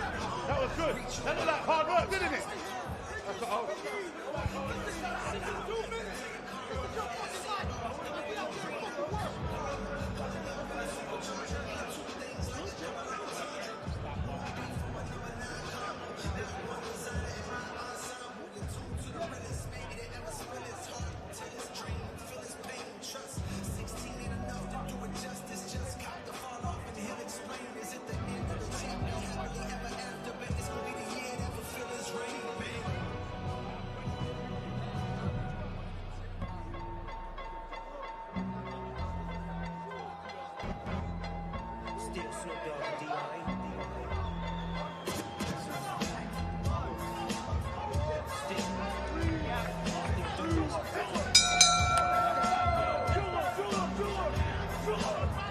There we are, the DAZN UK Boxing Order of Merit. Now goes Adam Smith, Darren Barker, Derek Chisora, and then me. As we return to action in the 8th fight of the afternoon here at Battle of the Kingdom. And so far, Mohamed Issa, fresh from his exit in the WBC Grand Prix, looking to lay down a marker against the Italian Riccardo Rizzi. I mean, not that he had to, but it's like Issa's redeeming himself from his loss at the tournament, the WBC Grand Prix. I mean, he is really showing that he's levels above, kind of like Sabia did and Laden Sanga did. Well, time to hear once again from one of the glitterati at ringside. This time, no man shines bigger and brighter on the stage. Frank Smith. Agreed 100%. A man that has done a great job at making, boxing has always been global. Right here, we have 16 countries being represented in this sparring session. But Bertie told me, you're going to take it to a completely different level. I hear you were on a quick trip to Africa. What gives? Stay between you and I. I was in Ghana for a couple of days. Amazing place. It was great to be there. We're looking at options to do this man behind me. I think he wants it. You've not been in the camera for a while. I think we've heard you a couple of times. Pardon? We've heard you a little bit. Did he? Yeah, but it was all good, all good. Do you know what? Talk to me. I think we might give Derek a job. Oh, really? Because after seeing what he just did there, getting the fighters going, I think you've got something after retirement. You might call me the hype man. A great hype man. Love the tone, love the rhythm and the tempo, and of course he's got his fan. Very shy as well, very shy. Yeah. But yes, where we were talking about, I've been in Africa, I've been in Ghana, looking to do, potentially an AJ fight there. If not, there's so much opportunity to do some big things. So, and great to be here today as well. So, history repeats itself because in the OGs, Africa was the place to be. And then a few years ago, we had the opportunity to come and break ground, really, in boxing here. When you see this development, this kind of crowd for a sparring session here with Boxraw, how does that make you feel? It's amazing. It's great times for boxing. You look round, not just the guys in the ring, but you look at everyone here today, this afternoon. When we first came to Riyadh many years ago, you see the progression with boxing here. It's amazing to see, and it's the capital of boxing right now. You know, it is the capital of the fight sports, and it's what we want to see more of. This is, for me, I'm not a purist boxing fan. I like this kind of thing. 3 rounds, quick in and out, put it all on the line, and that's what they're doing. This is their opportunity to make a name for themselves and get big opportunities. And, you know, one of these guys, we'll see in many years to come in big fights, I'm sure of it. You're a man of detail. I don't mean to put you on the spot, but is there somebody that already caught your attention? Because I know you're doing a little scouting. I'm always honest. I'm not the expert when it comes to boxing. Eddie is the boxing expert. I'm there in the background making sure the shows go all right. But I'm just enjoying it. I will come and watch many more of these because this is the type of boxing I like. Just all-out brawls, 3 rounds, go in there, give it everything, leave nothing in the ring. So with that being said, the possibilities of AJ between you and I, going back to Africa, 90%, 80%? I don't know, it's not there yet. There's a Jake Paul talk as well as a massive fight. That would be a fight that could take place anywhere in the world. But for us, it's that's a moment. If he goes and fights in Ghana, that's something that will live on for hundreds of years. Trust me, when you see the pictures of him in that stadium I was at, it was at Accra Sports Stadium, 50, 60,000 people in there, it would be like nothing you've ever seen. The atmosphere would be unbelievable. It's something we want to make happen. But there's lots of opportunities for AJ now. We'll see what happens. And when you talk about excitement, that's where the excitement is. Thank you very much, friend. Thank you for your time. Back to you guys. And welcome Arabi to the ring. Arabi! Let's go, let's go. Get it Well, active. Frank Smith Let's there go. talking about future heavyweight matchups potentially in Ghana. Can you see a big heavyweight clash in Ghana? Oh, man, I would love that. I mean, think about it. That's what they did in the 70s. You know, Muhammad Ali was fighting all around the world, the Philippines, Africa, everywhere. I'd love that. And now we know that it's possible. If that can happen in Saudi Arabia, then yeah, we can go to Ghana.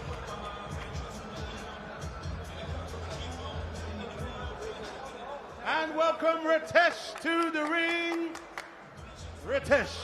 So Arabi Salah of Egypt already in the ring. Ritesh Singh, another one of the Indian contingent that have come here en masse for this sparring club. And he's certainly a well-built individual as he whips up the crowd. Let's get him out there, that's right. Give him a big round of applause. Somebody must go to sleep. Both down as light heavies. Singh 6-0 with 3 stoppages on his record. I can tell you that Arabi Salah is another one of the mystery men here. There isn't too much known about the Egyptian. He hasn't got a pro record listed anywhere. So this is going to be the first we're going to see of him. And already there is a real snap to these shots. They're going at it already. It's only 2 minutes. Oh, the strap came. Salah just needs the he said no headgear. Uh-oh. Let him fight. Well, he wants to fight. Well, they're asking me, but I can't make the decision on who fights and who doesn't. Let him fight. They're asking the wrong people, but let them fight.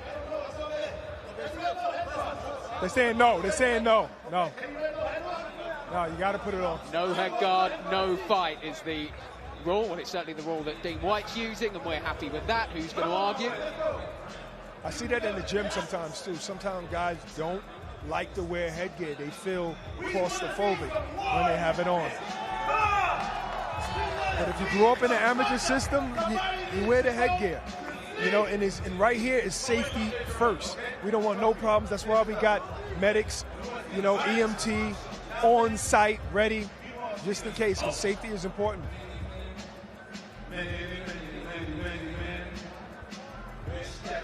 Yeah, no chances will be taken, and that's why they'll take their time to make sure that that headgear is properly strapped into place.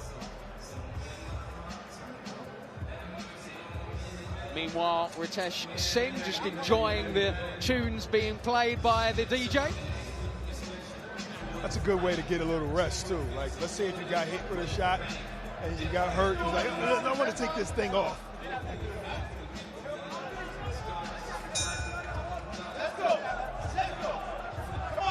Salah tries to make up for any lost time, but Singh already looking the pressure. Good thing he had that headgear on. Lean with the right.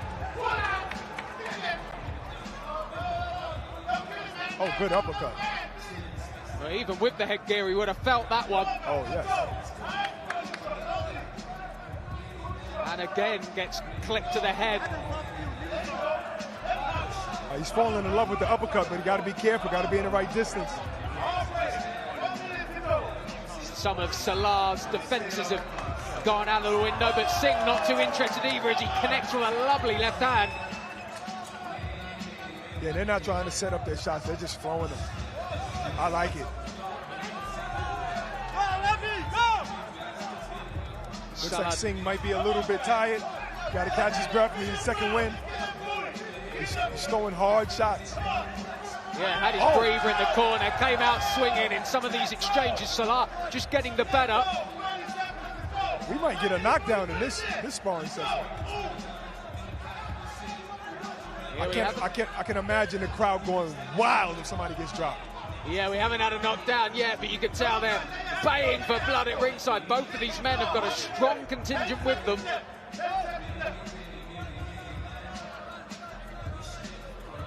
Salah looking for a way in. Nice disguise by Hurt, but then takes the counter left, right on the bow. Singh looking to go for the finish. If there's a punch that could win a round, it's that one. Left hand uppercut. That was a brutal shot. Unbelievable shot. And right at the close he caught of him the round. off balance too, because he wasn't balanced. He was kind of squared up when he got the shot. That's why it even looked even worse than what it was. Just seeing the effects of that shot as well.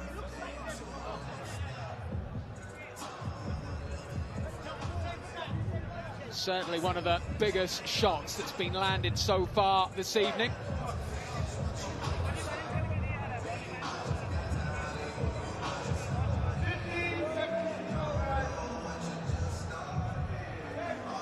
Rajesh Singh back to his feet and ready to go. Salah's going to come back swinging. He's going to come out swinging hard because he needs some get back.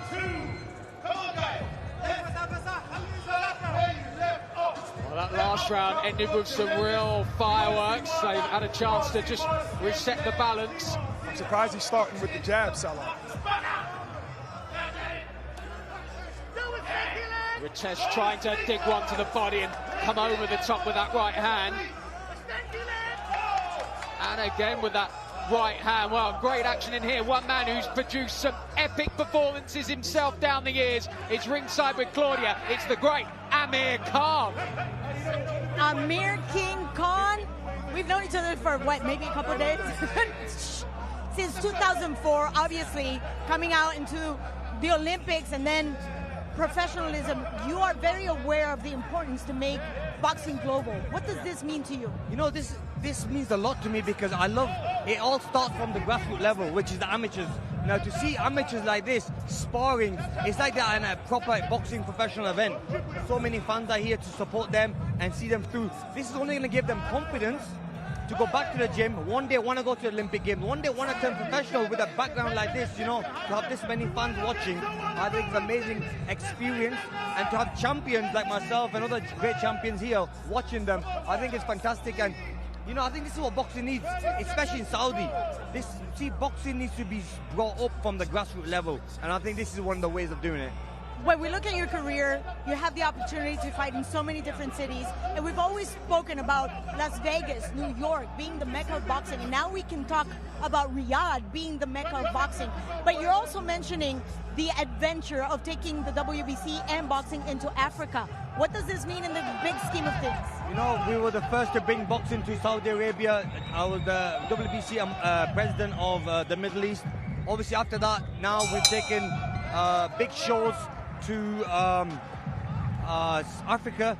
Just in Ghana, I had a massive show there. I'm also doing another show, which we're going to announce very soon in Nigeria. And we had the likes of Anthony Joshua there supporting our event. I mean, it was amazing. And to have the respect from the presidents and the top level, you know, it's a lot easier to make the shows happen there. Look, I think it's a continent that's not been touched. And we are there now, and it's great to see that we've got other promoters like the Eddies and everyone. Eddie Hearn and his team were in Ghana last week. So it shows that we're opening more doors for the sport of boxing. This is only great for boxing, and I'm happy to be the first to do it. And so many young men looking up to you and seeing that so many more doors are opening, that fills their spirit and obviously their hopes, like you once had. No, definitely. You know what? I was young once, and I see my... You're still young. I know, yeah. I'm 38 years old. You know, I retired now, but it's good for me to like give my advice to the young generation, but at the same time, the young generation to follow me and see what I did in my sport from the amateur level, the World Championships, the European Championships, and then I went to the Olympics, and then I turned professional. And I was with all the biggest promoters from Frank Warren, Eddie Hearn, Golden Boy, Al Heyman, Top Rank. So I work with everyone, and I think if I can give any advice to the young fighters is to train hard, stay focused, and believe in yourself, and you'll get far.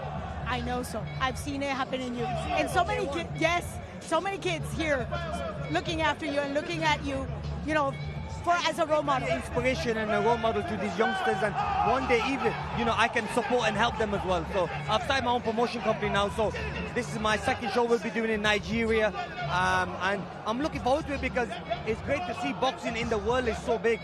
You know, there was a time where MMA was surpassing boxing, but we can't have that. We can't let that happen. So that's why now we have to push hard. It's not going to happen. Thank you, Amir. Back to you. I love how Singh just invited Salah to a toe-to-toe match in the middle because Salah's having so much success from the outside. I think as soon as they get the call that they're entering the last minute or so, both men want to go for it, and I'm not sure Arabi Salah should be welcoming him on. Ritesh Singh looks like a man who's got a bit of power behind him. Yeah, Singh wants to bang now. He's like, okay, I'm tired of this. Let's bang. And Salah's like, no, I got skills. I got different skill sets. When he plants those tree trunk-like legs, Ritesh, he gets some serious power behind his shots. Last 15 seconds. Last 15 seconds. Both men have felt it here.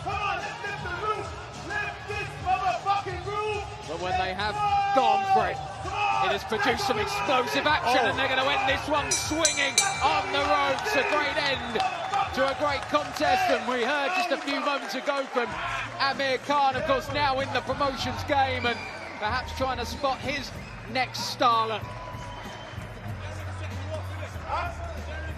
The Egyptian camp seemed happy. You would think he won a championship. Not even sure he won the session. That answers your question earlier. Like, this is important to them. This is important, and they do learn things from here because if you would have looked at the first round, it seems like Singh had it. He had it in the bag. But Salah adjusted, and he took over. Well, we see Buddy McGirt entering the building, the trainer of Dillian Whyte. His man goes head-to-head with Moses Itauma this Saturday, live on DAZN. Live only on DAZN, Itauma versus Whyte, August 16th. Moses Itauma, the heavyweight division's next global superstar, feared, fearless, and just 20 years old, faces his greatest challenge, Dillian Whyte, the body snatcher. Back to remind the world he's not done yet. The fate of the heavyweight division hangs in the balance. Who will rise? Plus, a stacked undercard. Itauma versus Whyte, August 16th. Watch only on DAZN.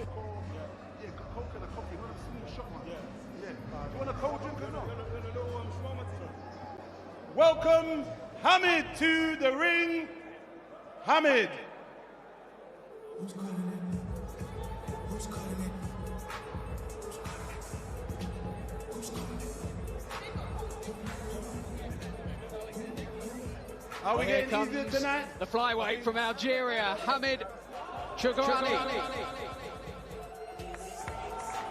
And the big men to the considerably smaller.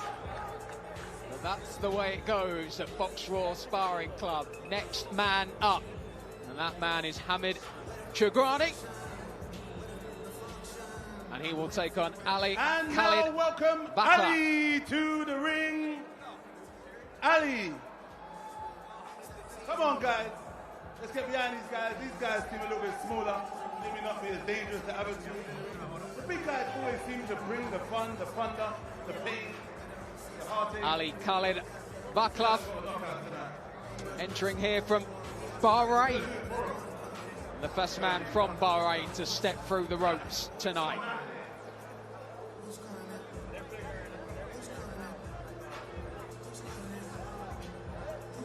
Chagrani, just 2 pro fights on his record.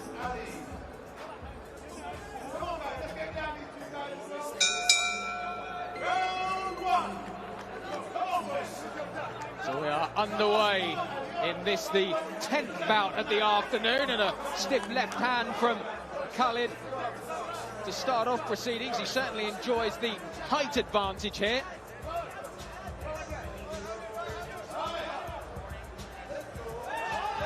Again, scores with a left hook just grazing the top of Chagrani's head, but that's going to happen a few times with the height differential, and he took a uppercut there as well. And again, getting battered here, Chagrani.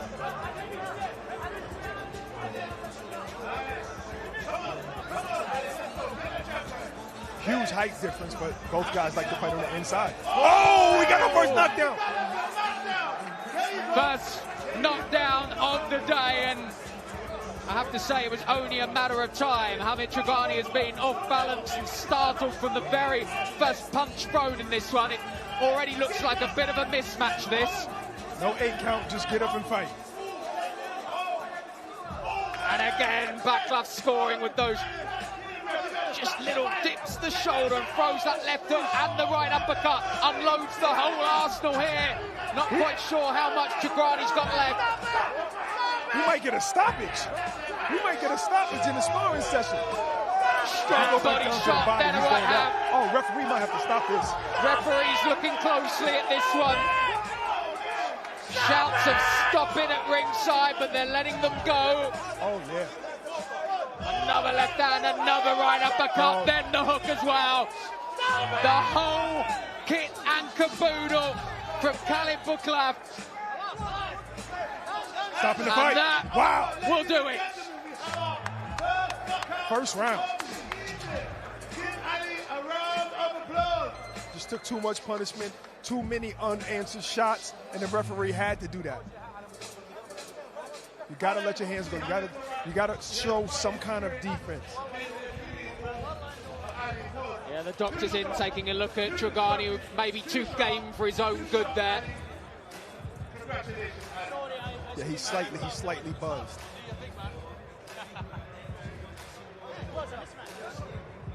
Ali Khalid Baklaf scoring the very first knockdown of the afternoon, and it proved too much in the end for Hamid Chagrani. Got up from it, but looked unsteady from that very moment. It was only a matter of time before the referee reluctantly brought things to a close. Just outclassed and outmatched in the end, and that can happen. Remember, these guys are put together really only based on weight more than anything else. None of them have, or very few of them have ever stepped into the ring together. Yeah, numbers don't tell the whole story. You know, you can have a fighter that's 2-0, 3-0, but he has a long background, like a Lomachenko when he came into the pros, fought for a title, second fight, because he had almost 400 fights already as an amateur. Hamid Chagrani takes the victory, and potentially the most memorable victory so far. The man from Algeria. 1 stoppage on his pro record. Of course, that won't count what he scored here today, but that is the one that will go around the world and people will be able to clip up, and it's something that he can point to, potentially. And can he score a place on one of these big Ring or Riyadh cards? Did he show us enough, though? I think he did. Didn't get time to. I mean, you didn't see a lot of skill, but you saw power. But you know what you did see? No, I take that back. Punch placement. That's skill. He showed punch placement because his opponent was in and out a little bit, and he got him to where he hurt him, pushed him up against the ropes. Just a barrage of punches, but the right punches that went on a bit too got long. him out of there. He took a beating. He took a hammering, man. I felt sorry for that guy. I'm sure you were sorry There's for that a home as well. slight pause in action as they ready the fighters backstage. And with the early stoppage the way it was, it means we're just holding on for Cesar Vidot of Cuba. Should be next up against Hamza Butt, the man who's come all the way from the UK to represent here at Boxraw Sparring Club.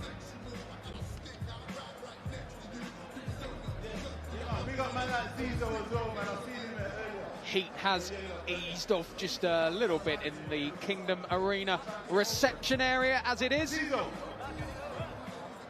Very close to here is where the main Kingdom Arena is, which at the moment is set up for Al Ali football. Come on, Cesar, we're looking forward to you to doing something good. Let's see if you can beat the last fight that was in here. Cesar.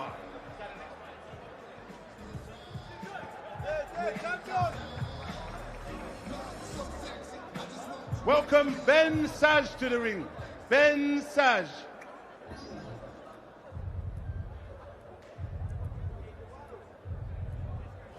Welcome Ben Saj to the ring. Yes, Coach Whyte, big up yourself. Love.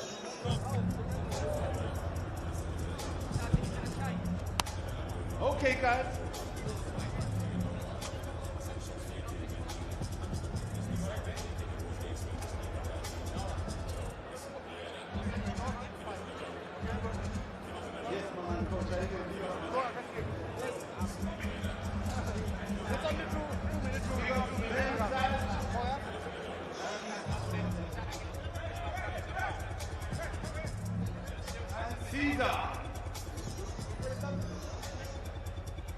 Yeah, Ben Saj, yeah.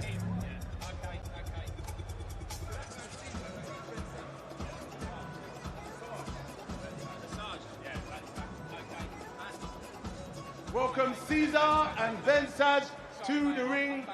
Guys, we're looking for some entertainment.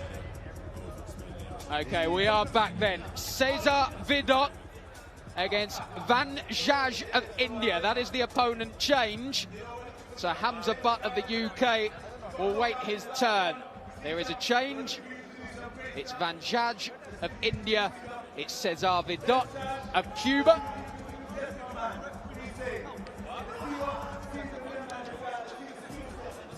I think the referee is just getting informed of that change as well. I believe there is actually a discussion going on ringside with the doctors in attendance as well. I think they're keen that if there's any distress in any fight, the stoppage comes very, very early. I think the argument from a lot of the fighters, though, is that they want to go out on their shield because they may never get an opportunity as good as this again. But it is sparring. Safety is of paramount importance. We're all squared up and we're ready to go. So it's Van Jaj, another of the Indian contingent here in Riyadh, against Cesar Vidot of Cuba. And Vidot planting the feet and trying to go to work, but the Indian scuttles his way in and fires off a couple to the body. Catches one, though, trying to do that.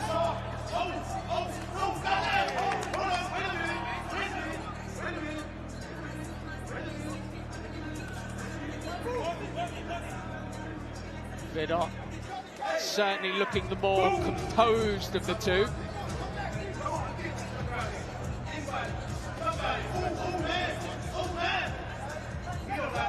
I don't think we're going to see the Cuban style.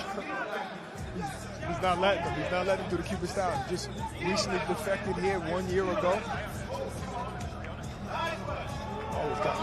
Van Jaj, the Indian, just trying to find his range, and that's what we found a few times in these. It just takes fighters a while just to work out what the reach is, where they can plant their feet, where they can score shots, and Van Jaj has got a couple through there. Yeah, sometimes it takes a couple of minutes to get adjusted to that left-handed thing, especially just coming in. You don't know who you're about to spar, and all of a sudden now you're fighting a left-handed fighter. And as we've seen, defense isn't of paramount importance in these sessions. No one's impressed by defense, though, are they? Really? Not in the atmosphere like this, no. No, we didn't come here to see defense, we came here to see offense. No, this crowd want knockdowns, they want knockouts. They've had one just before this. Stumble there from Vanchaj. No punch there. I think he just got a little bit overexcited, but he's lost his equilibrium a bit here. Oh, he's definitely buzzed. Vidot ends the round strongly, and he's got his own hype man in his corner. He turned that round around. He turned it around. Wow. Very good.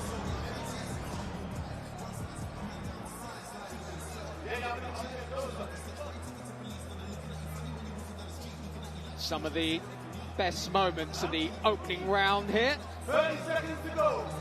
Super lightweight contest between Cesar Vidot of Cuba and Vanchaj. Just goes by that name. He's yet to fight as a pro, incidentally. Due to get him out in the pro ranks later this year, according to some of his camp.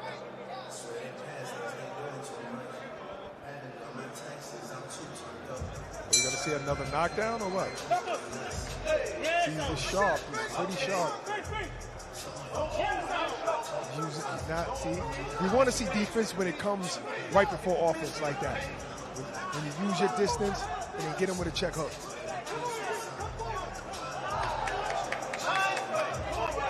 Well, Vanchaj might be the rookie with no pro experience whatsoever, but he's been game so far.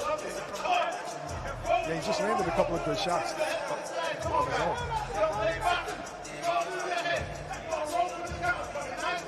Uh-oh.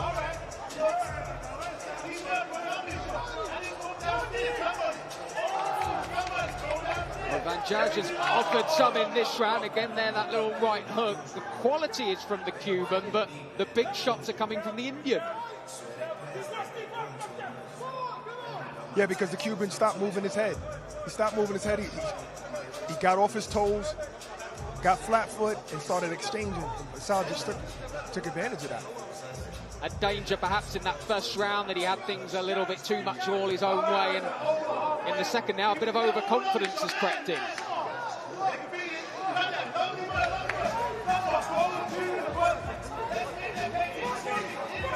Trying to return to the basics now, Vidot.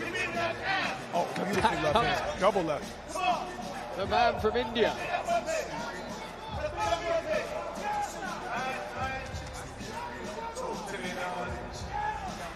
Pace starting to slow a little bit in the second round. Vanchaj looks like a smaller guy, but he's compact and he has strong legs, and he shoots his shots from the legs.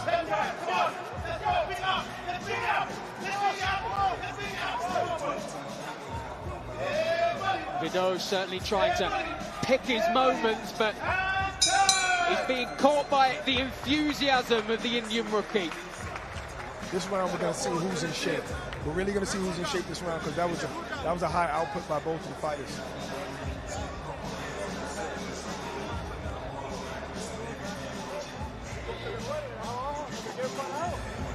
A reminder that it's battle in the kingdom now, but on Saturday it is Moses Itauma against Dillian Whyte. A heavyweight showdown here in Riyadh, the culmination of Esports World Cup Fight Week. A fantastic card. Nick Ball, Sam Goodman, the co-main.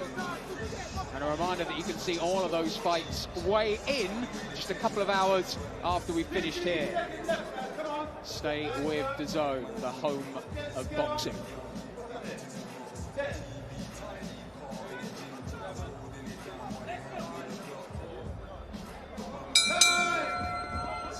So into the third round, and it's Cesar Vidot of Cuba who tries to show just a little bit more composure and quality at the start of this round, having undone some of his good work in the first in that last round.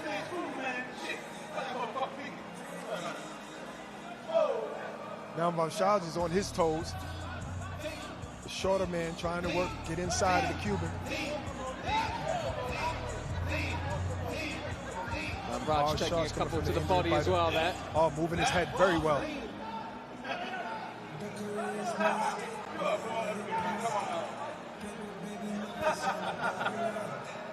See, what I see here is that the punch, yeah, there you go. The punch selection has to change. We have a lot of success with certain punches, but then if you keep doing the same thing, you're going to have that. A man moving his head and avoiding those shots. Kind of points that a great trainer would pick up on. And talking of great trainers, Buddy McGirt is ringside now.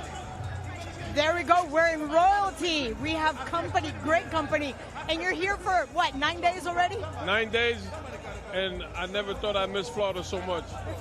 It's a little hotter here, just a tad. Oh, this is crazy. Yesterday in the gym, I almost had to strip. It was hot. That would have been a scene, but let's talk about that. Let's not talk about that.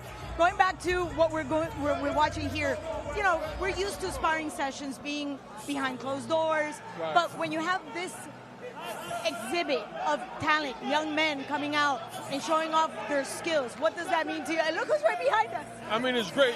This is my man here. I love this guy. This is my man. I love him to death. Great man here. Great man. You need to go there. But I think that this is what boxing needs. Because, like you said, it's behind closed doors. You know, back in the day, everybody was in the gym. Everyone saw the sparring. Everyone was able to get the talent. Now, everyone wants to keep everything a secret. So this is, I think, and it's a perfect opportunity for these guys to be seen. It's like an audition. So it's a great thing. I think it's a really good thing. Coach, you are not too far away from what Fight Week is all about, but we're adding more layers to Fight Week. We would have never seen this. We've had open workouts, we've had press conferences, but when you see this kind of crowd in Riyadh, what does that make you feel, especially when we've heard for so many years boxing is dead? Well, I'm glad because it's bringing boxing back, adding more excitement to it. You know, I'd rather this than open workouts, because open workouts, guys they're just going to do just enough. You know what I mean? I'd rather this than open workouts. Just between you and I, does it ever get old to see guys just slapping themselves around in the smell of leather? No, I love it. It's my life, baby. It's my life, you know what I mean? I mean, since I was 12 years old, so now that's what, 49 years I've been. We're about to say, we're not going to say anything else. Back to you guys. In the place, my life, Big Dell. God damn it, man. Big Dell always gets the house rocking when he's fighting, when he's talking, when he's cussing someone. Just all-round active guy. Big Dell, round of applause. Big Dell.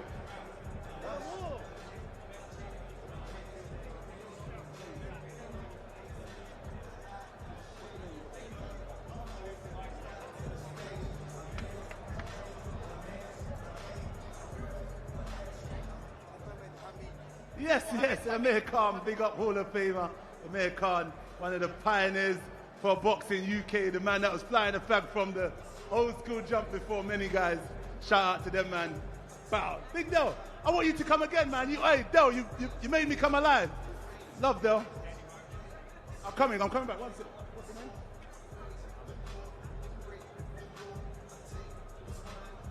And welcome Mohammed to the ring. Mohammed.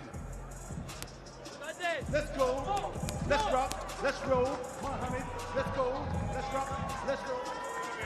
Let's roll. Let's rock. Mohammed. Let's go. Let's go.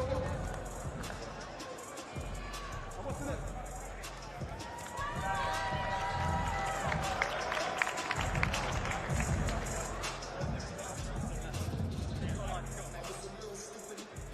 And welcome Mike and Help to the ring. Mike and Help.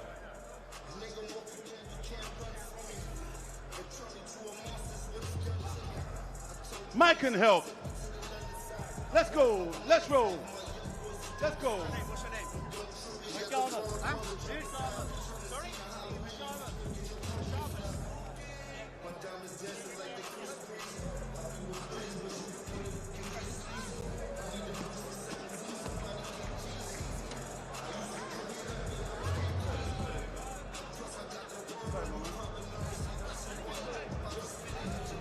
Well, here we go then. I think we're about a dozen fights in now, and Mohamed Hamen of Brazil takes on Mirko Sejtokanov of Uzbekistan. He's just getting the headgear sorted out, and then we will be ready to go in this scheduled as a super lightweight contest. 1, 2, DJ. Hey, fighters. Yo, Mohammed Hamin coming in here, 5-2. Can you hear me? What's your name, brother? Miko, yeah? What's your name? I just came off the phone with His Excellency. He said if whoever wins this fight is going to give him a contract. Can you believe that? Yeah? Yeah? So he wants to see some serious fight. Chuck the leather, bro. Somebody has to get knocked out. Ref, let's rock and roll. Yes! Well, we're not positive if that is an official prize, but Derek Chisora has stoked the fires. And he's in full flow, so we might just let Del Boy call this opening round. He already started off lying to the guys. Yo!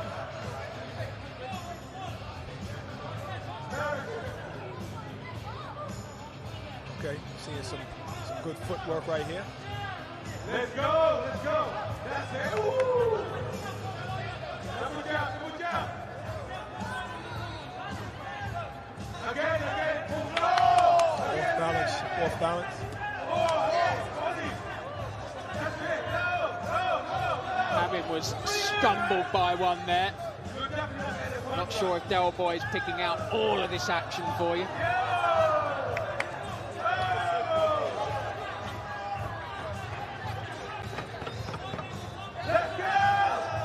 Tokanov is happy with that work as he backed up the Brazilian onto the ropes, tries to bury a left hand into the body as well.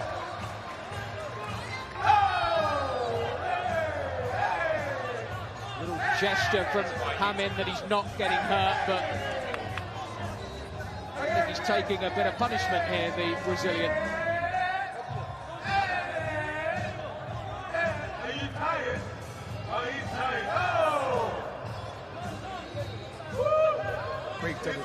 As much as Del Boy has offered that prize, I'm not sure the Brazilian or the Uzbekistani speak much English on.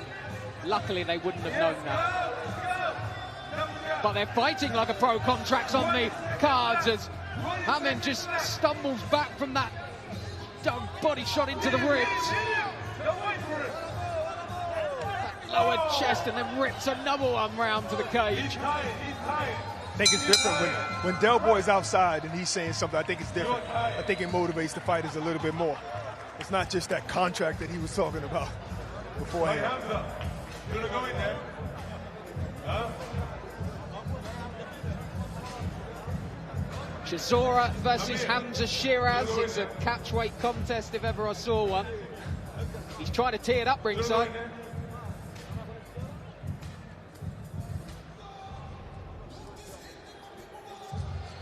Lee Eaton versus Derek Chisora. That'll be a decent battle. I see you eyeballing me out. I'm watching you. He's talking to me. Del Boy's talking to me. I'm watching him. That's the next bout. That is fight 13 at Sparring Club. Yes. Hey, boys.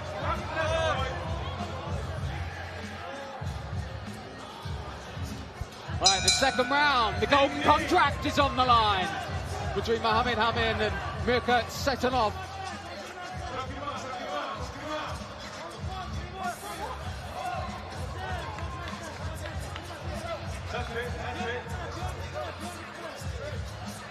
Both men trying to have some sort of poise about themselves at the start of the second. Looking for the shot. Southpaw versus southpaw.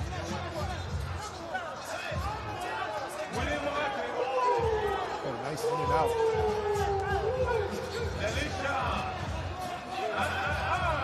Haven't had an abundance of southpaws yet today. I think I can only remember one so far this afternoon. Well, a couple of fighters could switch, but I believe they're orthodox fighters.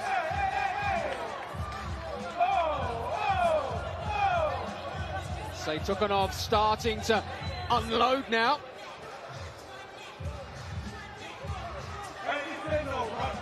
Trying to use his strength a bit as well to dominate the Brazilian. Let's see how Hamin responds.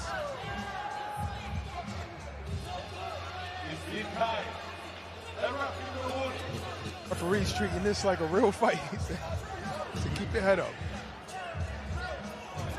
Again, the Uzbekistani with that left hand and then whips a right round, which scored nicely. Oh, those shots are landing flush.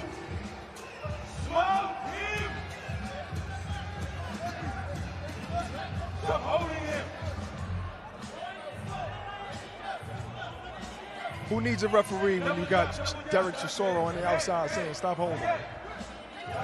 Yeah, I think at times the referees take his instructions from Chisora. 10 seconds left, not 10 minutes. I'm glad Chisora's not the timekeeper. Imagine, 10-minute round. End of the second, both men landing right on the bell as well.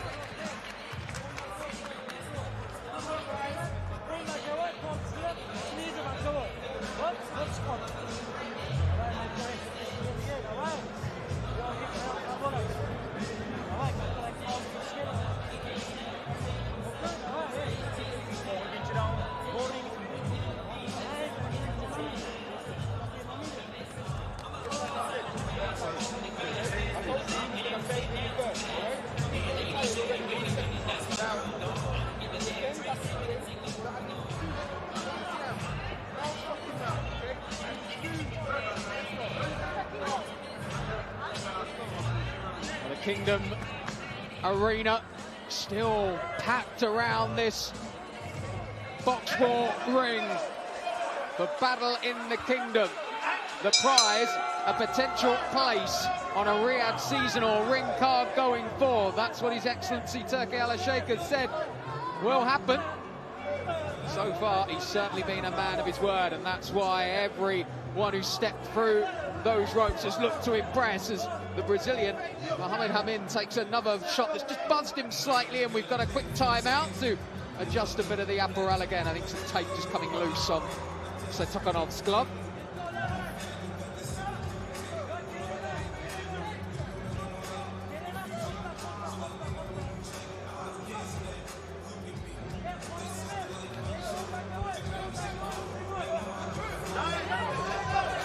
Once again, the Uzbekistani steps on the gas as soon as they break. Right uppercut just missing from Hamin.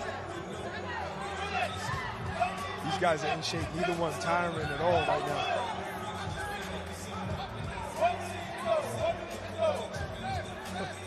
The Uzbek keeps pushing Hamin down, putting his weight on him, trying to tire out his legs.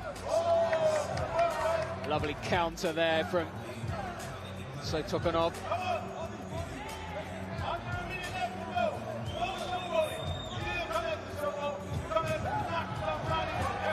Big wielding left hand scores after a slightly ungainly miss with the right, but as we've seen throughout the day, fighters are happy to miss with a view to land one.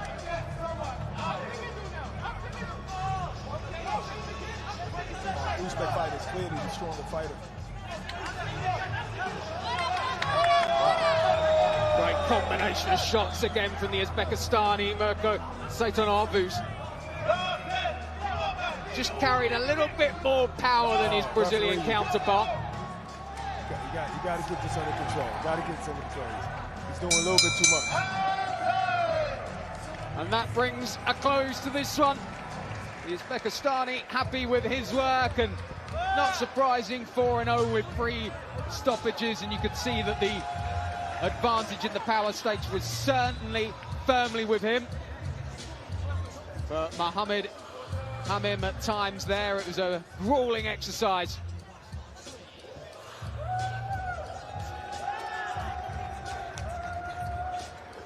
Setokanov celebrates, probably because he thinks he's won that golden contract, but Derek Chisora is conspicuous by his absence now.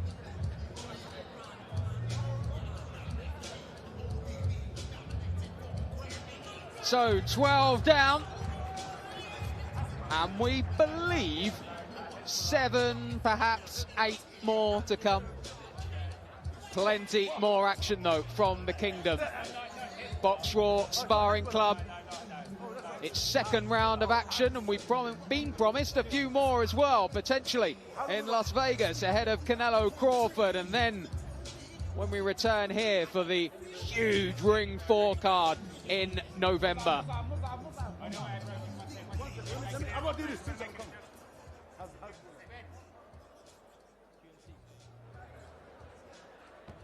Welcome Hasbullah to the ring.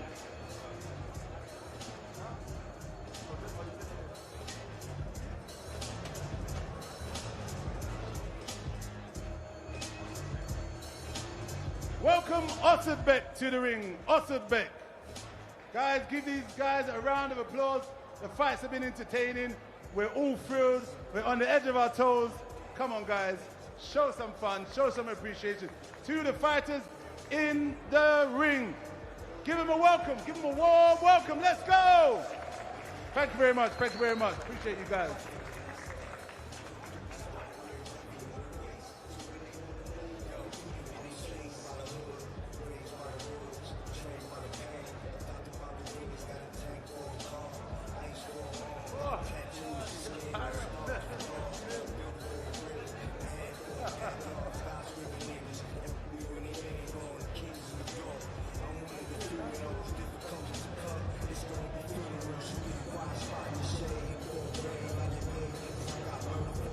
So we are all set.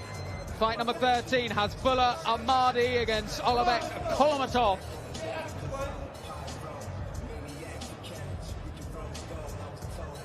Kolomatov in the white shoes, trying to fire in that right hand early doors.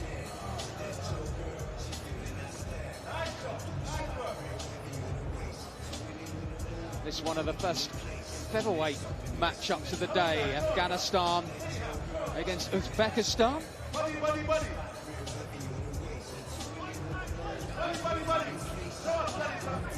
Very nice job by Ahmadi from Afghanistan.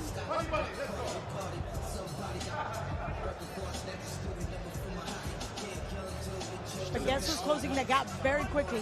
Just got stumbled there, just got buzzed, doesn't he, Kolomatov? Say that 10 times. In this heat, no. Those are the dulcet tones of Claudio Trejos, who's now joined us ringside. Barack Bess has gone to get himself some much-needed refreshment. He's sweated out a few pounds in his Boxraw sauna suit next to me. Yeah, but that behooves the fighters because, you know, they walk in already warm. So there's no need to do shadow boxing. I was going to say, if anyone's struggling to make weight for later, they just need to come and watch a few rounds down here and they'll be fine. Yeah. But look at that nice little combination. Four punches. But like true to form, the Uzbek closing the gap. Footwork is a bit off though. He's not realizing that he's facing a southpaw. That competition to keep that front leg outside of the guard is key when you're facing a southpaw. And I suppose that's the only info you have to go on when you get here. When you don't know your opponent, stance is about all you can look at. And when you only have 2 minutes to make any type of study, quote unquote, you don't have any time to implement any type of blood plan because you have only 1 minute left. And the fact that the prize on offer, unlike anything you'd ever have in a normal sparring session, means they need to get going quickly. They need to impress. And it's why we have had a couple of stoppages this afternoon. It goes to show the level of pride that these young men bring into the ring. Because in the grand scheme of things, this is not going to affect their record, but it does affect their spirit. So a solid win like the one we've seen before, that just kind of gives you, it's going to give you more confidence. And as myself and Barack was saying, although these guys have got pro records, very little of what they've done in their career is actually on tape. This is the stuff that people will see. Yeah, I remember back in the days, when trainers would go around different gyms to check out the talent, and then they would call the promoters. It was a whole long red tape and process. Now you're an iPhone away.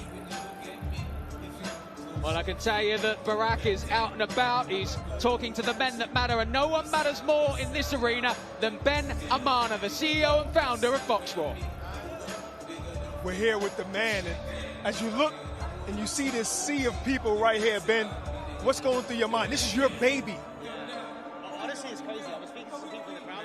They haven't even been to a boxing event. You know? They saw the adverts, they rocked up. They're there on the ring, slamming their hands on the ring. They're getting into boxing because of this, you know. And for me, that's our vision, right? To be the reason why the world got into boxing. We're trying to show boxing in a different light. And this, growing up in an amateur club, this is what went on in the gym. You know, we were there, like watching the pros growing up, like slamming our hands, like everyone getting live, and it's recreated. You know, this is the atmosphere we want to recreate. Music's blaring, food and drinks. Yeah, man. Anybody stick out to you? Any guys? I seen a fighter from India who's special. There was an Indian guy, I can't pronounce his name, Laden Sangha, something like that. Oh, crazy intensity. Pinch variation, yeah, intense. All right, now, I hate to ask this, but I know how visionaries work. You're looking at this, there's 300-400 people there. You're probably thinking about the next one. Yeah, absolutely, man. Next one, Vegas, Conor Crawford. Night before, we're going big. We're going big. I'm on this week. I'm on a WhatsApp group at the moment. I'm writing down all the action points for what we need to change for the next one. Can we get one secret? One of those action points. It's not that exciting, man. I want speakers more dotted around the actual crowd so they can feel the bass. I want them to feel the energy, you know? That's one thing. And obviously you guys have got your broadcast. You have to be mindful of your sound. But for the crowds, I want some speakers dotted around. Well, I'll definitely be there, and we just want to thank you, man. And anything else you got for the crowd? Anything else for the fighters who are possibly watching and saying, I want to be a part of this? I said, listen, jump on, boy. It's a huge opportunity. It's not even about getting, the opportunity just to fight in the next undercard. There's so many stakeholders here from boxing, whether it be promoters, brands, managers, It's an opportunity to get put into on a bigger scale in front of those eyes, but also get to meet the people, see the humans behind it. So usually when you're in an event, you're sat at your seat, the other person's sat at their seat. Here, everyone's interacting. You heard it. Just come, register. They got to register? Register, Sparring Club on the Boxraw website. It's super easy. Ask a few details. Someone will be in contact. Okay, be a part of this, because there's big wigs here. Eddie Hearn here, Frank Warren, a lot of guys here. You can get signed, possibly. Take it away, guys. Ben Amana. Yeah, there we are. Get on boxraw.com, sign up, buy yourself some great merch while you're there. And you were saying that just a moment ago, Claudia. Trainers, promoters, they're here. They can actually spot the next wave of talent and sign them up. Exactly. And I know Barack is just waiting patiently because he wants to put his name on that list. There's a geriatric version, though, isn't there? At third age? A veterans Boxraw sparring session. Oh, you're so politically correct. Adi Oladipo versus Barack Besson, your fan favourites. Actually, Darren Barker did say if he gets here in time, he might lace them up. There and you have go. So we have an opponent for Barack. We do. Different size, but who cares? Who's counting? Olabek Kolomatov in there brings us nicely on to Saturday because, of course, he took Ray Ford quite a long way last night before getting knocked out late on. Ray Ford fighting on that big card tomorrow. For Kolomatov, though, it also shows it doesn't matter where you are in your career, you can still come here and put on a show. Why not? Especially if you're looking to get that big break and that big opportunity, because, sometimes calling out names is not good enough. You need to show your goods. And this is it. And, there's a difference between height, between the two fighters, but you can see like a good solid Uzbek coming under the guard, using his adjustment in height to look for the body.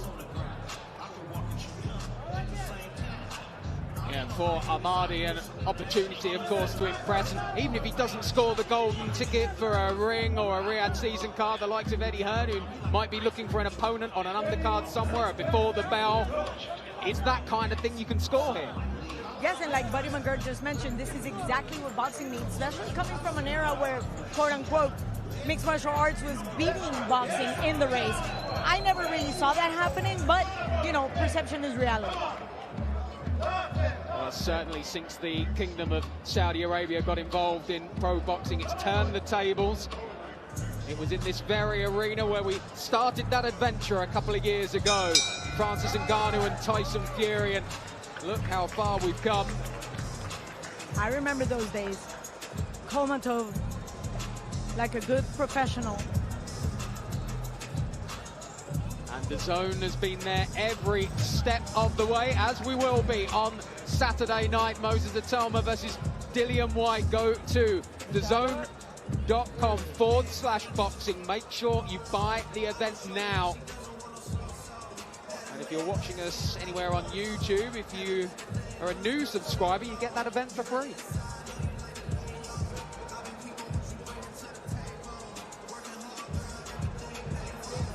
That's the 13th bout in the books.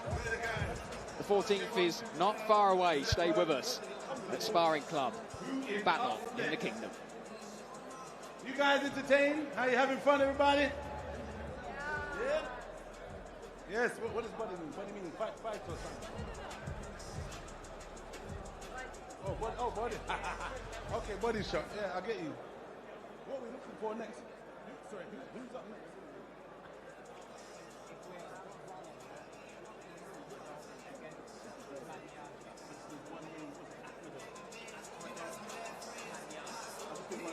Akhmedov, yeah?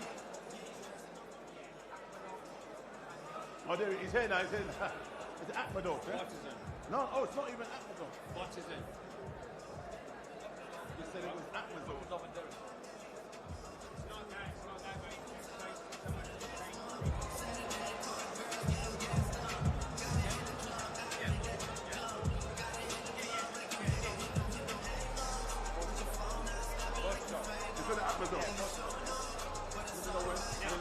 Welcome Boxzan to the ring, please. Boxzan. Well, just a slight delay as the bout card has switched about a bit, but we're there eventually. And Boxraw Akhmedov of Uzbekistan steps through the ropes. Another man from Uzbek looking to impress here.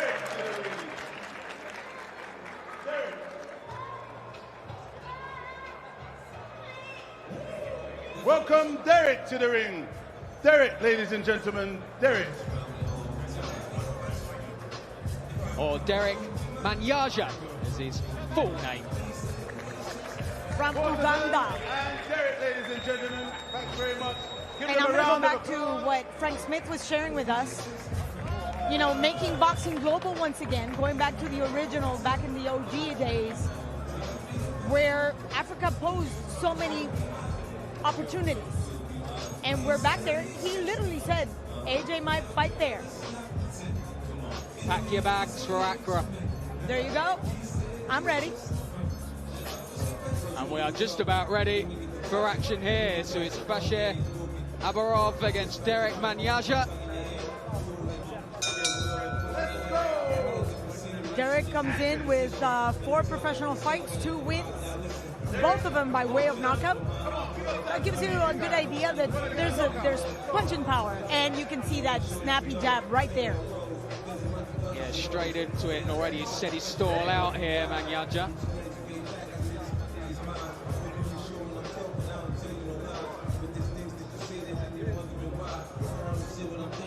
Lovely right hook as well.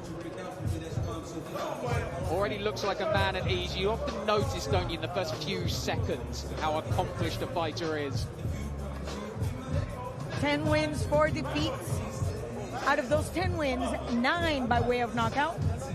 A man that you should be very aware, because especially now he's getting into a rhythm, and anything can happen with just one punch. As we've seen already today, Bakarov just manages to fire in a straight right of his own to snap the head of the Ugandan back. Carry that stance, that wide leg stance.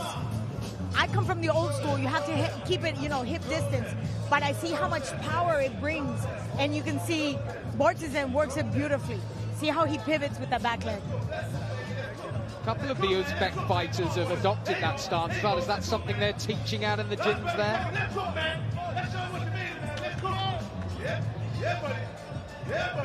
Tries to bury a left hand into the body and slow the pace of Manyaja a bit.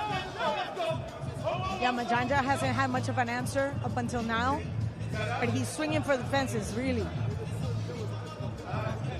As most of the fighters today have. They've started it off with a plan and a blueprint, but as soon as one big shot lands, that's where it all goes out of the window. And a good strong right hand there from the Uzbek, right on the bell. Well, I can tell you that we've got another guest at ringside. It's GBM's own Izzy Azib. That's right, I'm with Izzy, that's right. Izzy, what are you thinking about this? There's a lot of other promoters here, your competition. What do you think about this whole event? Listen, I think it's great for the sport. You've got eyes and viewership to the sport. We keep saying we want the sport we love, what we all got passion for. And you've seen people here who've never been so close to a boxing ring. You've seen the excitement. Turkey Al-Sheikh wants this. He wants the attraction for the guys in Saudi Arabia. And events like this will do that. Well, you know, there's something that Buddy McGirt Hall of Fame trainer and fighter, said earlier, he said, you know, nowadays you don't get to see a lot of the up-and-coming fighters because people be hiding them. Is that true? Absolutely. You're seeing talent here. I've already spotted one or two fighters think, wow, they could do something. And it's great opportunity to these guys to get picked up by some promoters. Maybe we see this all over the world. Regular spots where showcase how good you are. As a promoter, I'm looking at this guy thinking, has he got it? Has he got the X factors? There's little things as a promoter you're picking. Little skills, little mindsets, little body languages. And this is the beauty about sparring sessions like this. All right, I'm not going to put you on the spot and ask you who, but how many have you said, okay, I'm going to talk to that guy? One or two I've seen that he's got some opportunity, but look, you can't take too much into one sparring session. It's a whole different game when you get hit with 10-ounce gloves on, no head guards. You know, it's furious. It's a dangerous sport, but you do learn a lot about fighters and what kind of skill set they got. But there's one or two I've looked at, I thought, we could do something with him. But listen, let's see, the night's still young. I believe he's got another hour and a half here. All right, so since you like this so much, can we see you at Vegas or the next one? Canelo, Bud undercard? 100%. Now, if they took this to America, there's a whole lot of talent in America that we don't see. I've been to shows in Philadelphia. I remember going with Tim Weatherspoon Sr. and he took me to a show, and some of the talent I've seen there were on a different level. And I think if you do sparring, you know how the Yanks and Americans spar hard anyway.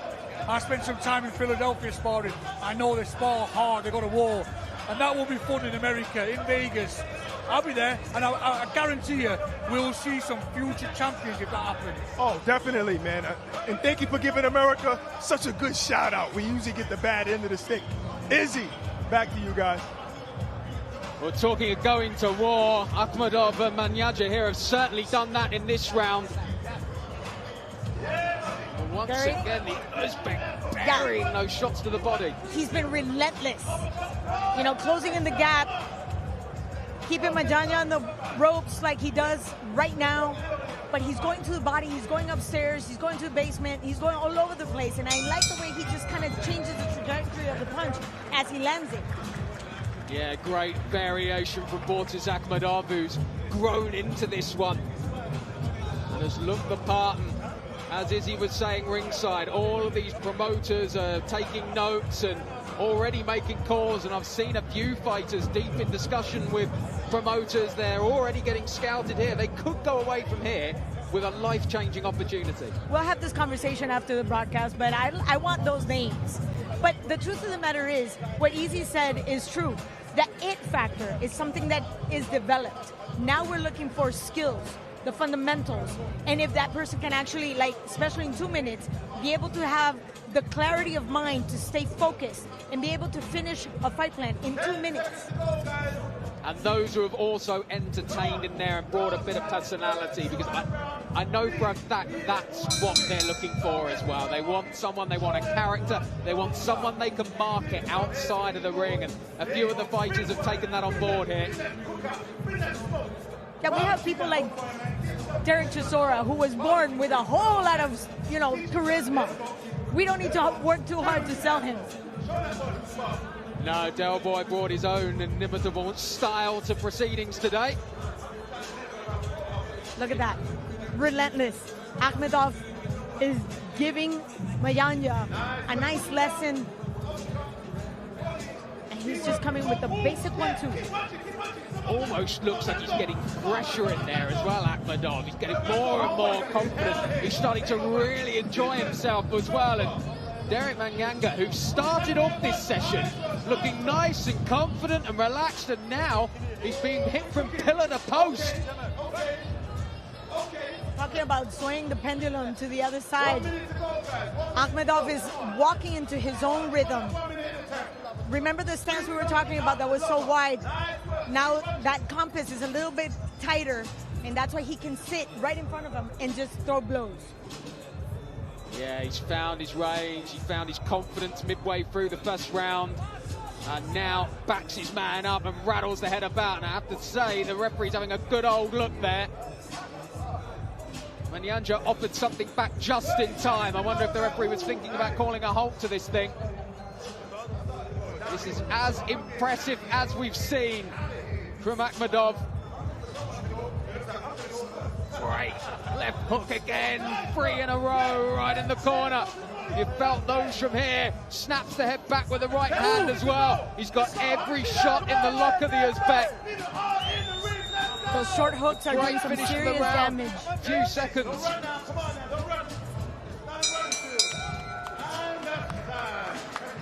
Manyanja a lot happier to hear that bell than his opponent, I can tell you.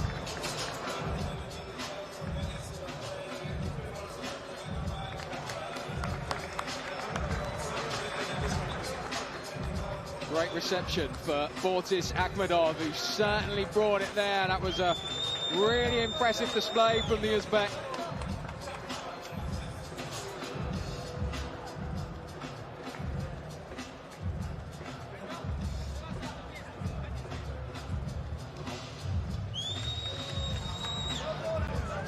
Well, remember the name, Bortis Akhmedov. Felt his way into this contest, but when he got comfortable, my word, didn't he? Dominated a large part of that belt, and a really impressive performance here in Battle of the Kingdom.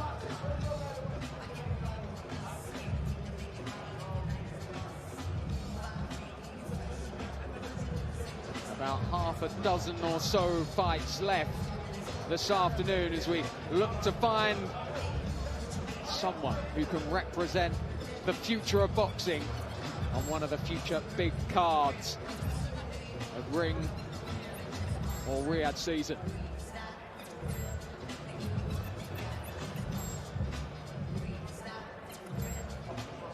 Welcome Shas Khabaz to the ring, please.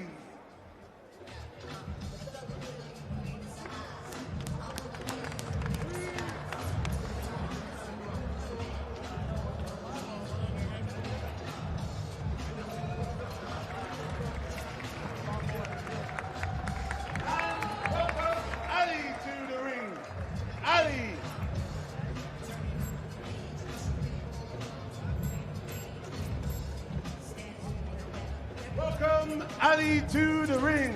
Ali, please.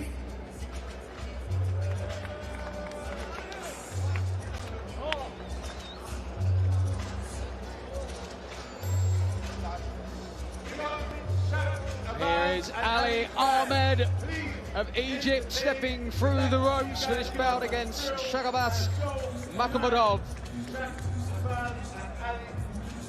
Light heavyweight contest. Makhmudov 11-0 with 9 KOs.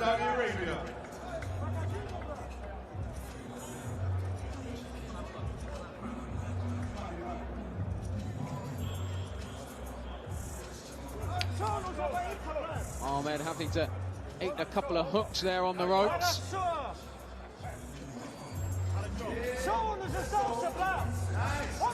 And these are big boys. Ali, a light heavyweight. This would be his second professional fight. Whereas Makhmudov has already 11 fights, 9 of those victories by way of knockout. Yeah, he's floored quite a few in his pro career. Not the be-all and end-all to score the stoppage here, but it's certainly what people go away remembering.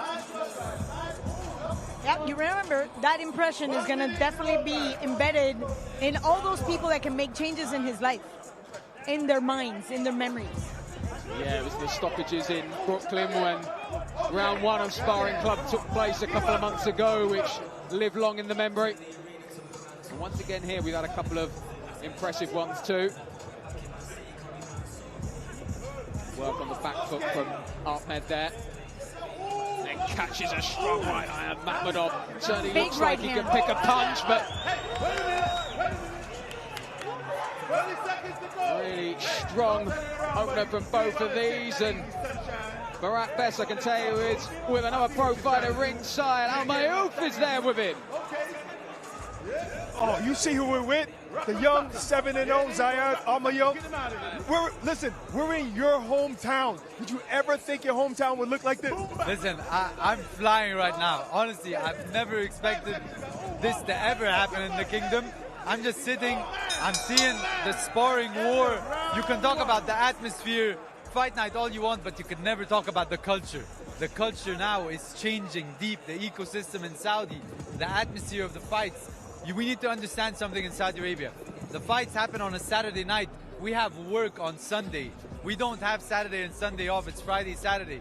Today's Friday where we do nothing. It's a holy day for Muslims, and a lot of Saudis have that day off. But look at us. We're all here. We're all pulled up not to watch the fight, but to see those sparring wars, see that atmosphere. It's just incredible. It's incredible. The inner child in me is so happy right now. You don't get to sleep in on Sunday like most of us over here in the U.S. Now, you've been to the U.S., you've been to L.A., you've been to those places. You know how Vegas is. But now, this could be one of those meccas. Agreed? You know what? Like Teofimo Lopez says, you know, this is the real takeover, to be honest. I feel like this is the real takeover. I feel like this is the mecca of boxing today. Because when you talk and when you speak about the mecca of boxing, you have to put it all together. The opportunity, the real fights, the real ones fight the real ones, the fighter one fight number two. This is where it all happens in the Kingdom of Saudi Arabia. Bivol Beterbiev, Usyk Fury. We've seen Shiraz even go to New York, brought to you by the Ring Magazine, Riyadh Season, all of that stuff. So, you know what? We've seen some incredible fights. I believe Saudi Arabia is the mecca of boxing.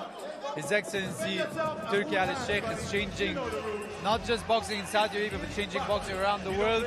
You know, but this is all backed by our Vision 2030 in the Kingdom of Saudi Arabia, backed by the custodian of the two holy mosques, the King Salman, and His Royal Highness the Crown Prince Mohammed bin Salman.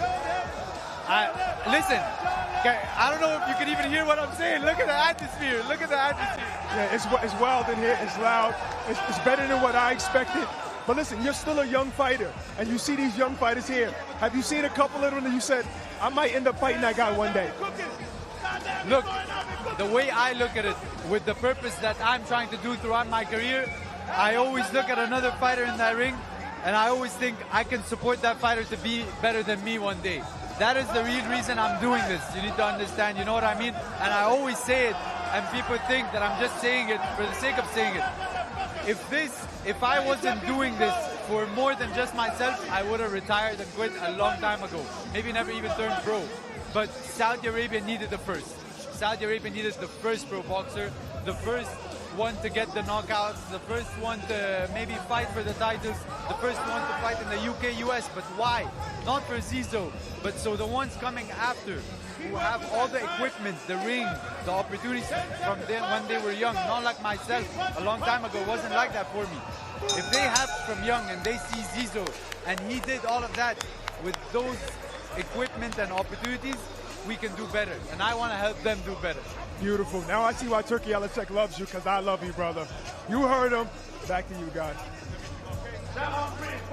Ziad Al-Mayouf still awaiting his next fight date, but I'm sure it won't be long till he's back on one of these big Riyadh Season or ring cards. His fellow countryman Mohammed Alakal gets another outing on Saturday. He opens the card, the culmination of Esports World Cup Fight Week. Moses Itauma against Dillian Whyte, the headline act. And remember, you can buy that one now at DAZN.com/boxing. Be a part of another slice of history here in the Kingdom of Saudi Arabia. Right now, it's battle in the Kingdom. Boxraw Sparring Club. Shakabas Makhmudov against Ali Ahmed, and Makhmudov has had the better of things, and while we were listening to Al-Mayouf, he was unloading in the corner above us, Claudia. I like the way he said that. Unloading is the key word. Relentless. Just very powerful flurries. But Ali would not just let this go. He wants to show off that he's got good defense skills. And he's got answers. Well, both men being whipped up into a frenzy. Dean Whyte has shoved me to one side to slam the canvas, and I'm not going to stop him.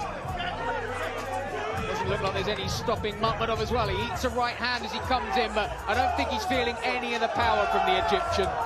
Nope, there's a lot of adrenaline there.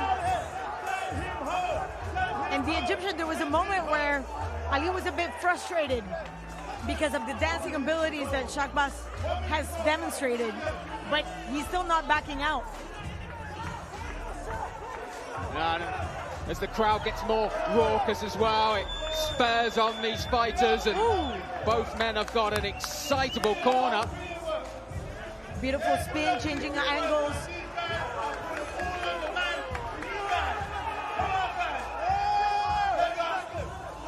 I mean, not only the skill set, but just the chutzpah, the will to take this fight, to take this sparring session to show off grit. No backward step from either man in this one. No backing down for sure. And we're in the last 15 seconds of the round. And they're going to go out swinging, I think, in these last few seconds as well. Not sure how much more Makhmudov's got left in the tank, but enough to throw a left hand from a low angle. Eats a couple and then fires in a right uppercut right on the bell. And those who weren't standing ringside are now. That was a great battle.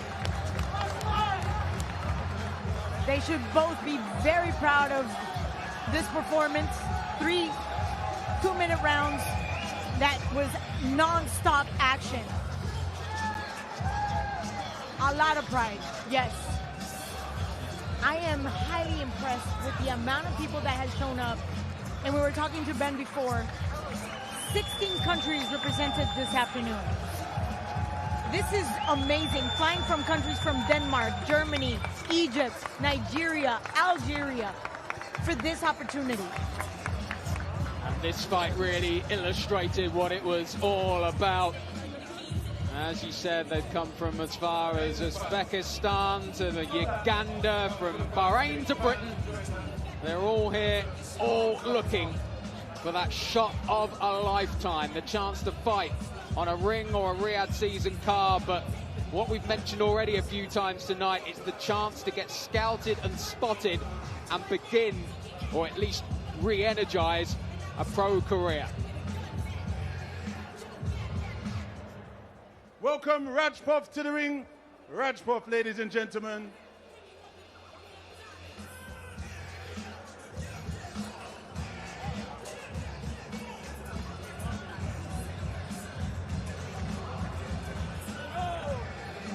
Man like Rajpov, you know, looks like he means business.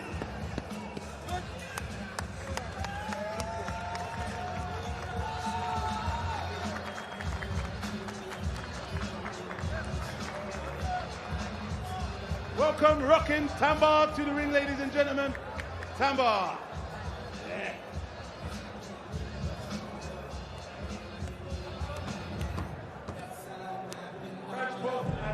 So it's Tamba Merlin of Cameroon against Rajapov Abdullah of Uzbekistan. A cruiserweight contest as we approach the business end of Boxraw Sparring Club battle in the Kingdom. Tamba Merlin, I hope for his sake, is alias his Magic Man. We'll see. Well, I'm pretty sure he's got a couple of tricks under that sleeve.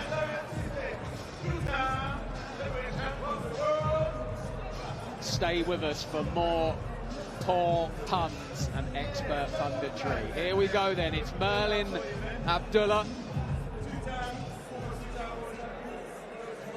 The fact that they didn't muck around getting into the ring suggests that this could be blood and thunder stuff from the first bell.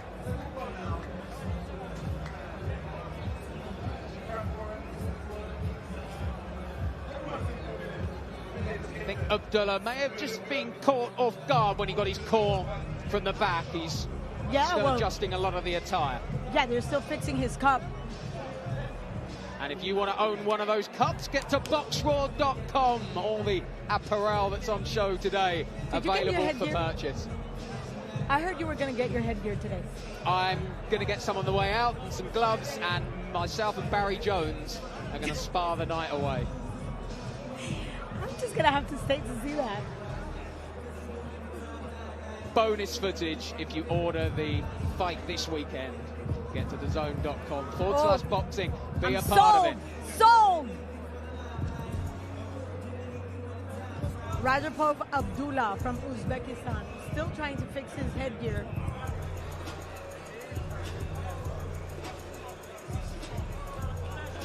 Uzbekistan have been well represented this afternoon. Cameroon has been recognized in the world of soccer, or football, actually. Boxing, we can apply the athleticism that we've seen in the national football team. Well, it was his fellow countryman, Francis Ngannou, who got things all underway in this very arena a couple of years ago. He nearly stunned Tyson Fury that night. Can Tamba Merlin get a victory for Cameroon here? He already had Abdullah in somewhat of a dangerous position, now kind of getting on his bike. Yeah. Nice, very composed Tamba Merlin. Abdullah just rocked off balance a little bit, and as you say, on his bike and on the back foot here as Tamba Merlin tries to control the tempo. Almost an impossible task with only 2 minutes to play with. Especially when you already got rocked in the first minute, then obviously you can see the hesitation. Abdullah trying to load up with a couple of those shots, but still looks a little uneasy as he eats that right hand right down the pipe from Tamba Merlin. And again, stiff, meaningful shot from the Cameroonian. He's basic 1-2 and staying right there, the guard nice and high. And starting right behind that jab, very disciplined, Tamba Merlin. Yeah, discipline, the order of the day. Not too many fighters have been able to maintain that level. They've got carried away a little bit with the crowd and the adrenaline. And urgency, again, everything has to be done in a minute less. 5 victories, all of them before the final bell for Tamba Merlin. Bit of marking around the right eye of Abdullah. But how with the headgear? Just as well from the Uzbek's point of view. Took a few flush in that round, and it's a slightly staggered wander back to his corner. Look at that, he's not even sitting, he's not even like close to the corner, he's just having a nice chat with his corner. Tamba Merlin looks like he's in a completely different level. His confidence is, you can see it, it's palpable. Well, the fighters in our next bout are getting ready backstage. One of those is the Egyptian Abdul Khalad. He's with Barak now. That's right, I'm with the big guy, the 175-pounder. Listen, the crowd goes crazy when the big guys come out. Are you excited? Yeah, I'm ready. Because I'm the beast of the fucking Middle East. Wait for me, I'm coming. Yeah, I'm from Egypt. I have a talent. You have to watch me. Monster is coming. It's my time, baby. It's my time. Wait for me. I'm coming. I'm coming. My apologies for the language. He's excited. He's excited. But listen, this is not a normal sparring session. What's going through your head right now? I'm coming for enjoy. I'm coming for dance, not for fight. Boxing, it's not game. You have to use your mind. That's why I like boxing like Nazim Hamid, like Muhammad Ali. I don't like ba ba ba ba ba ba ba. I don't like this. I'm coming for enjoy only. I'm enjoying with boxing. I see you're very shy. You know. All right, so listen, do you know anything about your opponent you're about to fight? Or does everybody just don't know anything? It's first time for me. I think he's from Kazakhstan, but we're gonna see. We're gonna see what we're gonna do. Inshallah, you're gonna see something different, inshallah. You're gonna see something different, inshallah.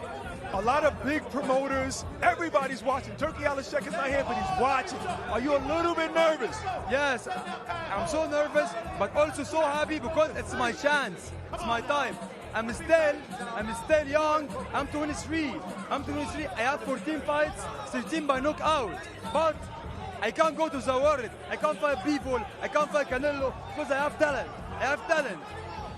He might not need a promoter because he's promoted himself. Thank you very much, brother. Back to you guys. Well, Abdul Khalad sounds like quite a character, and we'll see him in action next. If he can sparkle in the ring like he did in his interview, he could be in for a treat. But here it's Tamba Merlin and Rajapov Abdullah going toe-to-toe in the second round of this contest. A bit untidy at times in this round. Talk about personality and charisma. We just saw that. But right here, Abdullah's trying to catch up. 2 rounds that were dominated by Tamba Merlin. Great left hand followed by the right of Tamba Merlin, who starts to put a little bit more sting into those shots. Solid end to the round for the Cameroonian. Abdullah wide-eyed again as he steps back to his corner.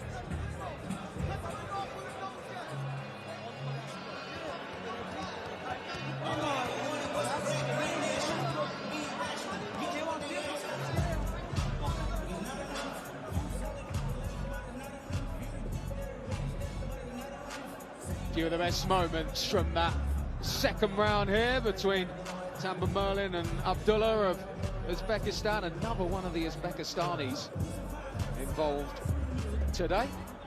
You know, I had the opportunity to speak to Joel Diaz. In his stable, he has a lot of Uzbeks and Kazakhs. And I had to ask him, is there something special in the water?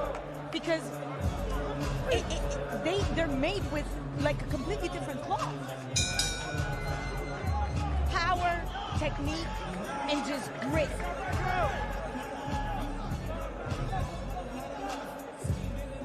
It's certainly proving to be a hotbed of fighters, and we've got plenty here representing that nation, as Abdullah is doing here, but on the end of a few stiff shots from Tamba Merlin, who's looked apart the Cameroonian. Again, that right hand finds a home.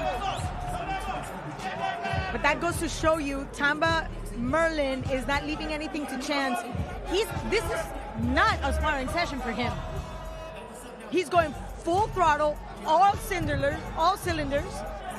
That block is going 100% forward. Yeah, you can see why he's never been the distance in his pro career. And again, another man who not many would have known too much about, but putting down a marker, and if he knows there's a potential card in Ghana on the way, maybe Eddie Hearn is having a look, saying, well, this could be a local African fighter we could get on that card. Beautiful 1-2. Rocks Abdullah back. I like the way he adjusts his height, and he just pivots with that back leg just to put that power on that right hand.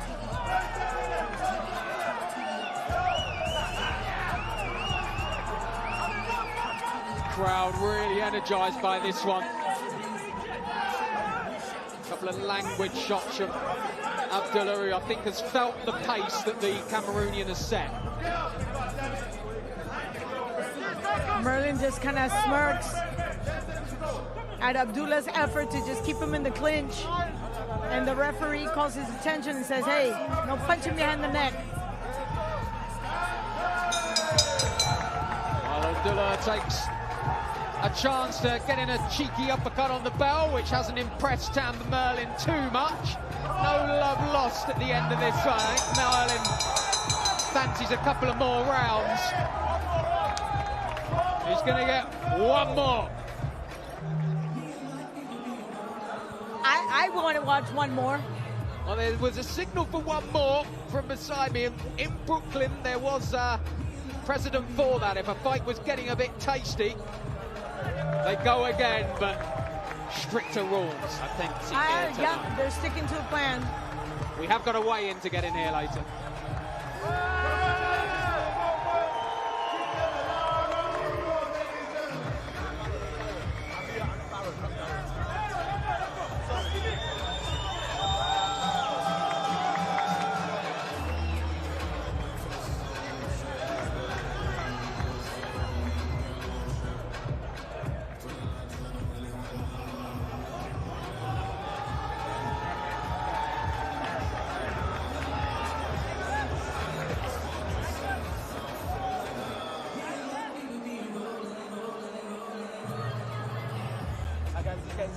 About change.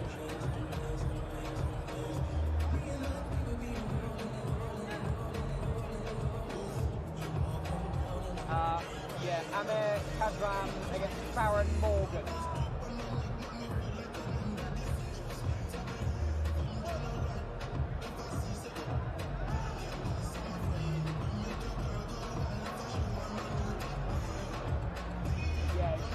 tight 20. Whether they swap A side and B side, I'm not sure, but it's tight 20 obviously.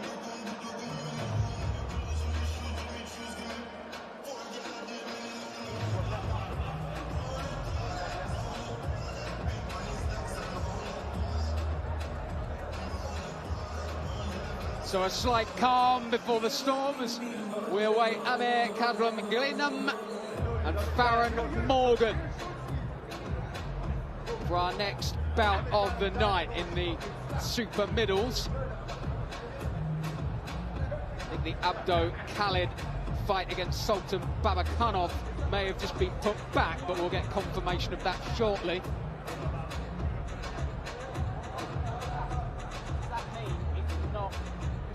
I got told it's going to be the Abdul Khalid against Okay. Okay. And then do you think it will be that one? In theory, yeah. Okay. I'll choose it. Just in case the Abdul Khalid fans out there are wondering why the Egyptian isn't walking out next, that fight just been knocked back a little bit longer. Probably because Abdul Khalid's doing a few more interviews. Good for him. This is the opportunity for that. Show off not just your skills, sell but your personality as well. There you go. You said it. That's the it factor. That's the difference between a great boxing star and a superstar.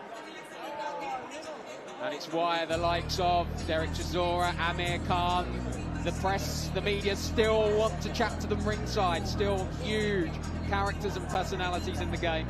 I remember back in 2004 when Amir Khan was in the Olympics, that brilliant smile that he's always had, that was a huge selling point. And he literally had a crowd after him, you know, supporting him in a very controversial Olympics match style, especially in boxing. Yeah, Amir Khan really helped put British boxing back on the map at that stage, and it's gone from strength to strength since, and it'll be a card dominated by the Brits on Saturday on DAZN, an all-British main event as Dillian Whyte at the tail end, I think it's fair to say, of his career against the future of the division, Moses Itauma. Buy it now at DAZN.com/boxing. Welcome Amir to the ring, Amir.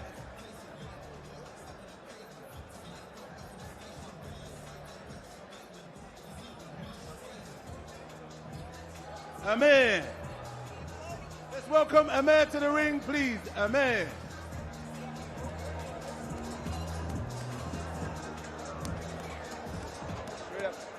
From here? Yeah.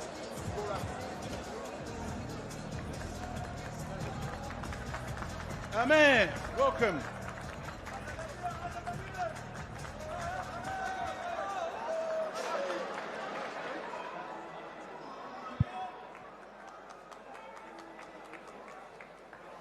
Welcome Farron to the ring, gentlemen, ladies and gentlemen.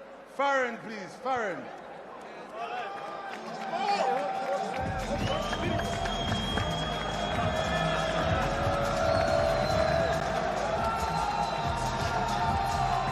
Okay. Well, Farron Morgan certainly seems popular with those ringside as he skips and dances his way across the ring, and he'll take on Amir Kadram-Glenham, a man from Iraq. Yep. There haven't been too many pro fighters from there down the years. Persian talent. His record is 3-0-1, one knockout. But as Farron walked into the room, you could hear he already has a fan base. And he hasn't even, according to our records, we don't even know where he's from. He doesn't even have a professional record. Details are sketchy at best on Farron Morgan, but he came in here like a man determined that will go away remembering the name Farron Morgan. He looks the part. Let's see if he can fight the part as well. Let's see if he has the goods. He already has the fan base. Again, and this is what an event like this does. Somebody that's not very well known, but is a fan favorite, that can actually, you know, bring up the crowd and the excitement. That's the kind of guy that moves on to the next round. Yeah, there's been a nice swagger about his stroll to the ring, and already a bit about it once he's got in there as well. Amir fighting usually at super middle, whereas, as we know, Farron has fought in light heavy. Just another adjustment of the Headgear. head guard. It's happened a few times with the shorter fighters when they've been clipped across the top of the head. That's what happens when you have new gear. That's why we always talk about you don't share mouthpieces, you don't share cup. Well, sometimes in the Olympics you do share cup.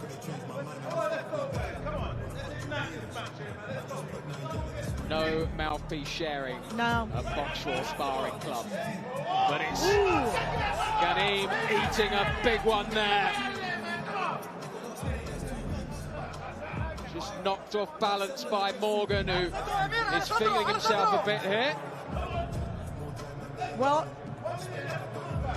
if Farron can just stay behind that jab, it's going to be an uphill battle for Americano.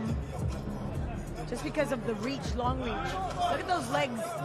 Such a wide stance for Farron Morgan. Very difficult to walk into that gap. Certainly looks the more accomplished of the two as we get another stoppage, a bit of tape loose on the gloves this time. Morgan. No problem with tape. A little bit stop-start in this one, which hasn't helped the rhythm for either fighter. Not least Ghanem, who's just struggling a little bit here with the quality of Morgan, but tries to step on the gas now, burrowing forward into his work. Yep. A bit naughty there, though, and then digs one to the back as well. Yeah, but it was because he was spinning, too. It was an effect of the movement on Farron Morgan. 1-2, basic 1-2. There's a lot of confidence in Farron Morgan. Yeah, he's got a real grasp of the distance from what I've seen so far of Ghanem. He looks like a scrappy kind of fighter, but maybe not got the quality to trouble Farron Morgan. Well, and the truth is, Amir doesn't really have much of an option but to go under the guard and make it dirty. Especially because you need to push that bigger guy and just have him feel a little bit of your power to at least intimidate him. The short men have got to make it dirty. That's why they call me Pebbles.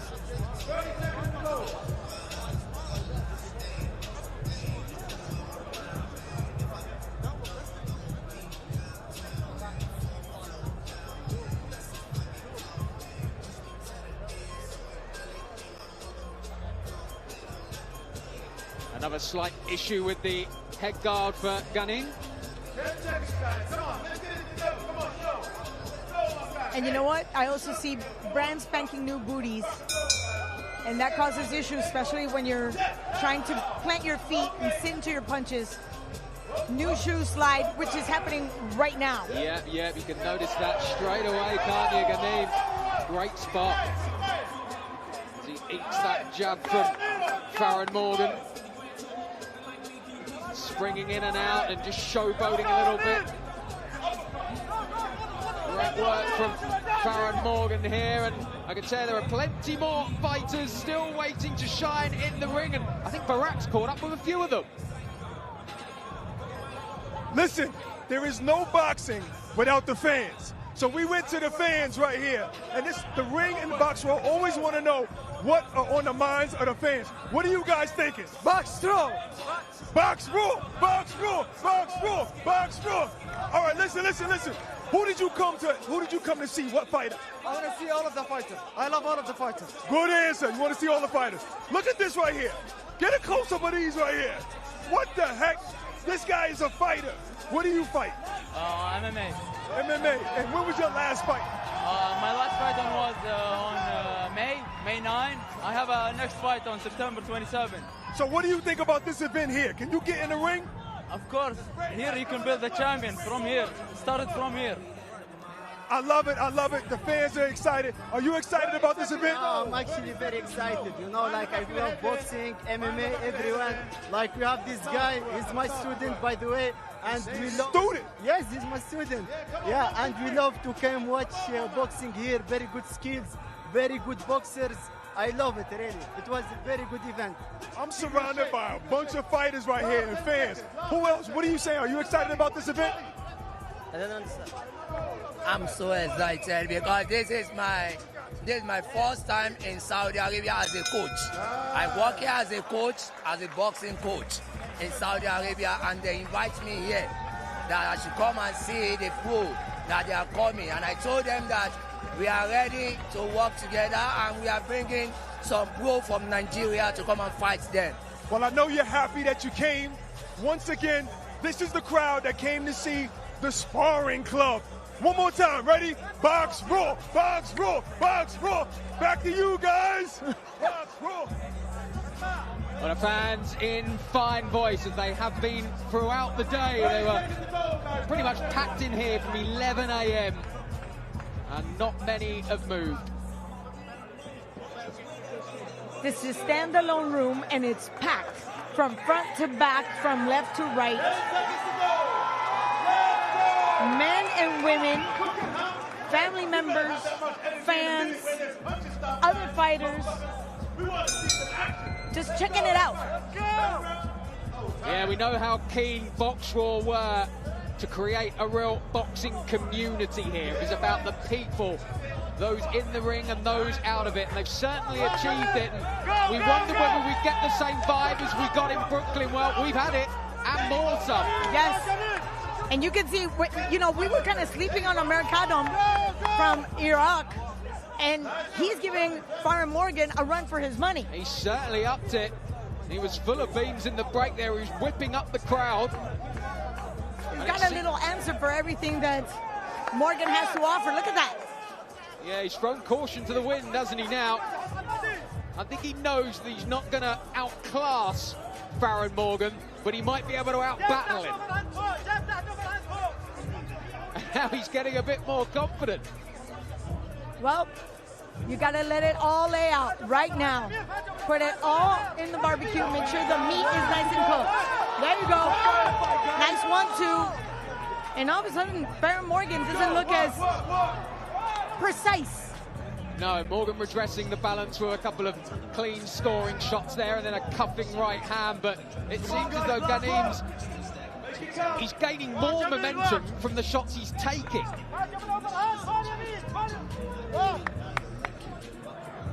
I can see there's a little bit of spent, lack of conditioning on Farron Morgan, just a little tired. See it, those wide shots. Yeah, they become a little bit loopy and lazy. He just had it so easy in the opener. I think he felt he was in a different league to this man completely. And little did he know, it's a wonderful world of boxing. Yeah, he's had to dig deep in the end, and that's what Sparring Club's all about. As Ghanem just spins around and lands one. I think he could be pretty happy with his work in that round. After an awkward start, he's come right back into that, and I think the crowd have really appreciated it too.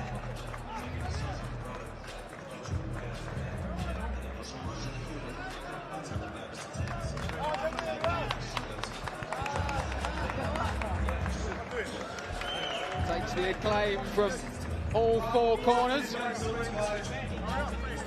A sportive gentleman. After 3 rounds, they will always shake hands, make sure they're okay and healthy, ready to go for another opportunity.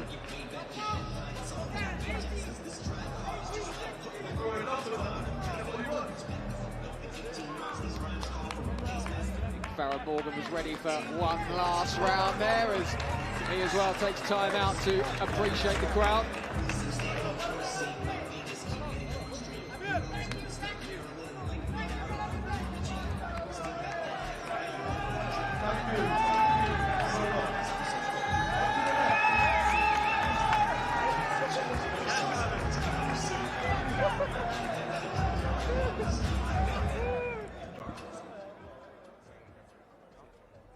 And next into the ring, we have Sultan. Can we welcome Sultan into the ring, please?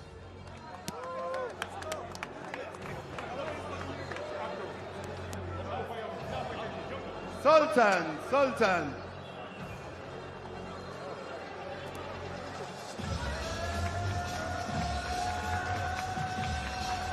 Sultan, ladies and gentlemen. Welcome Abdul to the ring. Abdul.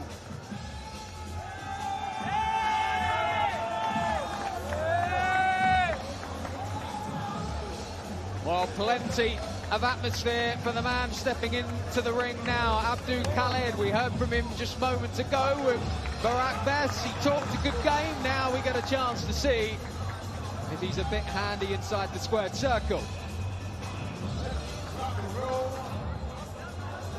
Sultan Babakanov, the man from Kazakhstan, 1-0.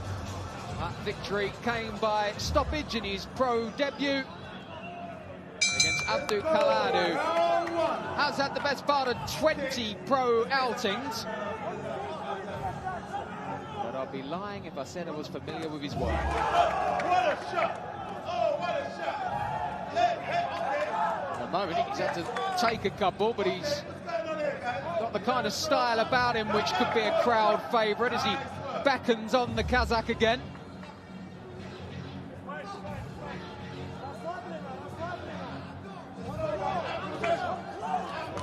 Catches another left hook as he came wandering in there, the Egyptian. Just needs to be careful. He's got a lot of confidence about him, but that could be his undoing.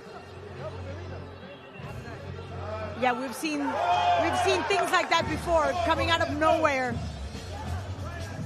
Pumping that jab. Oh, he got knocked. He got caught with that left. Great left hook from the Kazakh, who has landed a couple of good quality shots in the opening exchanges, and despite the fact that Abdul Khaled came strutting in here as though a man who was going to just blow his opponent away. Well, he's one of the more seasoned fighters with 20 fights, 14 victories, and 13 of those by way of knockout. And, you know, he sounded very confident when he was talking to our own Barak Bess. Yeah, listening to the interview and glancing at the record, it looks like he's an all-or-nothing kind of fighter. 30 seconds to go. 30 seconds to go. That's kind of how it's panned out in this opening round. First time it's got a bit untidy as they tie up and exchange a few words on the clinch. And he's done most of his career in middleweight, super middleweight. And today, he's trying his... Well, both men got a shot in, and then Khaled wants to carry on a little bit, and it's all got a little bit nasty at the end of the round. And now the corners are in too, and it's all kicking off. And eventually, order will be restored. I'm going up against Mike Tyson. We've been compared to Mike Tyson and a lot of great fighters, and I'm just the old me. I've never been compared to Jerry Cooney. The body snatcher, William Whyte.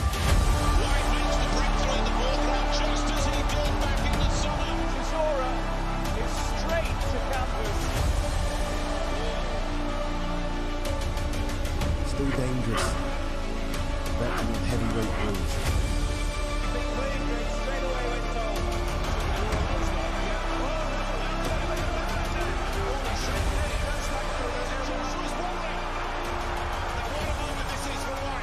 You know, I ain't got nothing to prove to no one.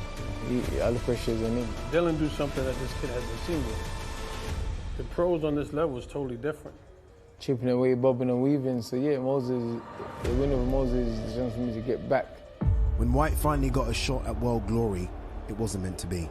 And after having to pull out of his last fight against Joe Joyce due to an injury to his hand, he now has another chance. A win over the hottest prospect in the division could catapult him back amongst the big hitters. Okay, bring my career back. Obviously, I've been a bit in the long grass for the last couple of years, obviously, in misfortunate situations. I've been a bit in the long grass.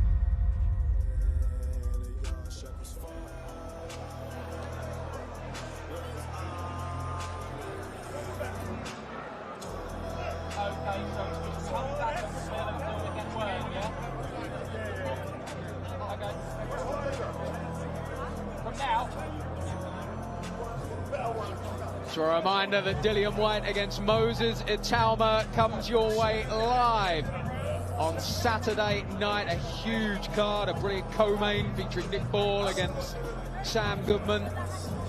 Another intriguing heavyweight battle with Filip Hrgovic and David Adeleye as well.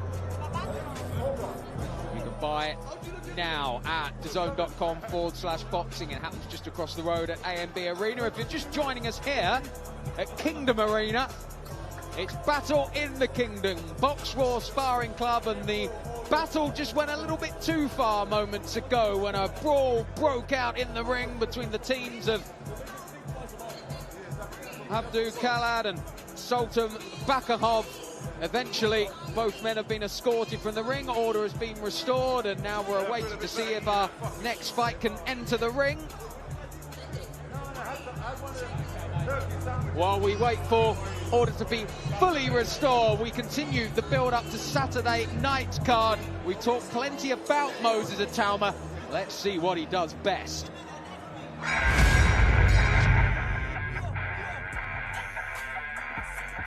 Itauma is perfect, 7 wins from 7 fights, and for obvious reasons, Richie, we're all following his career with real interest. Dropping leg, and the referee's having a look again, and he calls it off. Barclays calls a hold to it.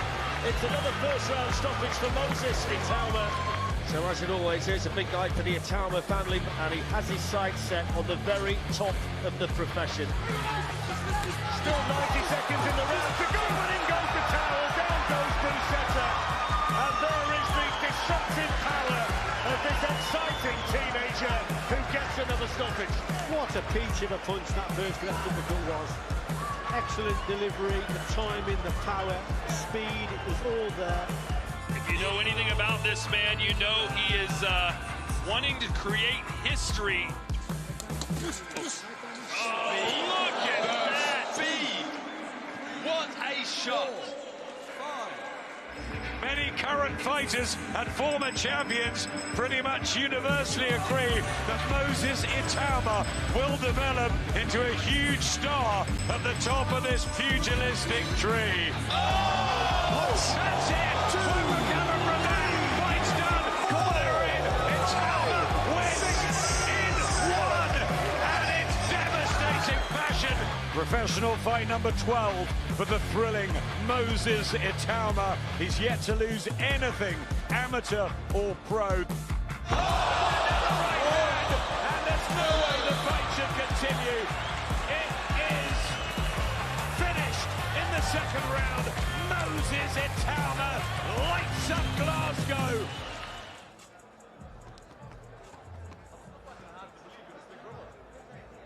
Welcome Shaq Habaz to the ring. Shaq Habaz.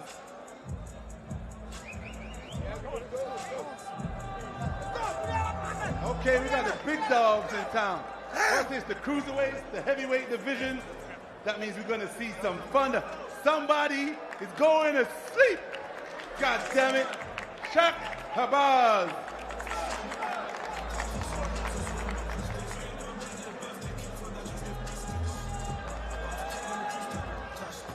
Welcome Muhammad to the ring.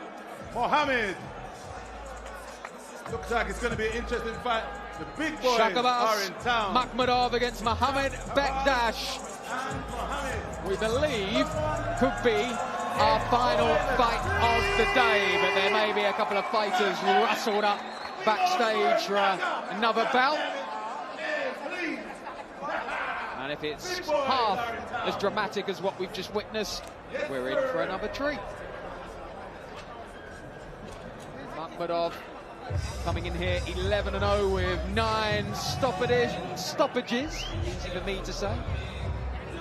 Bekdash with a more impressive 28 victories, 24 by stoppage. Yep, and he's already competed in cruiserweight division,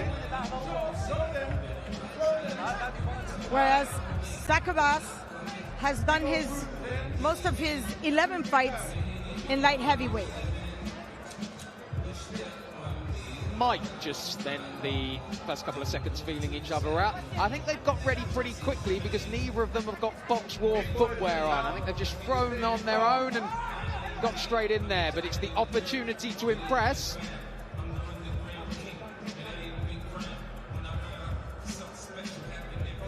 I can see that Amir Kadim is in the corner there. We saw him in action just a few moments ago, the Iraqi fighter. Yes.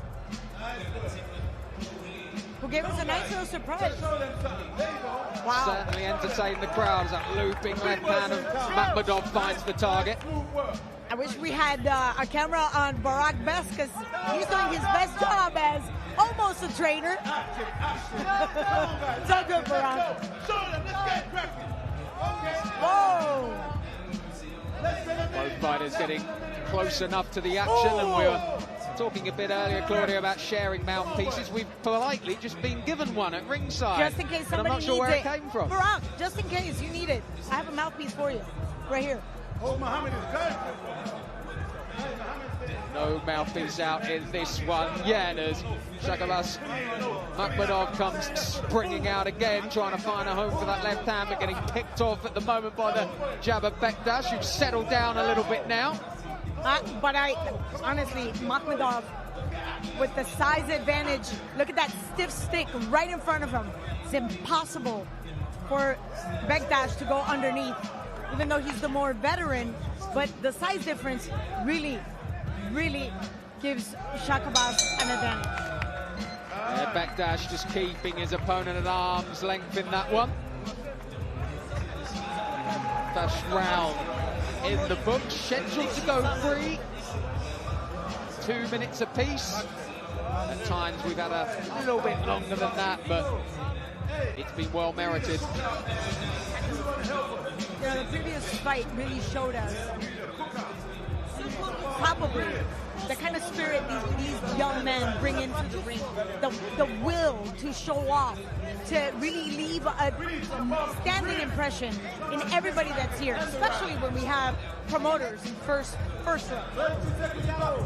Yeah, a few promoters still milling around, a few managers as well, but a reminder that most of them have departed to get ready for the weigh-in for Moses Itauma against Whyte, which comes up in just a few hours' time in this very arena. In fact, as soon as we pop the microphones down, we've got to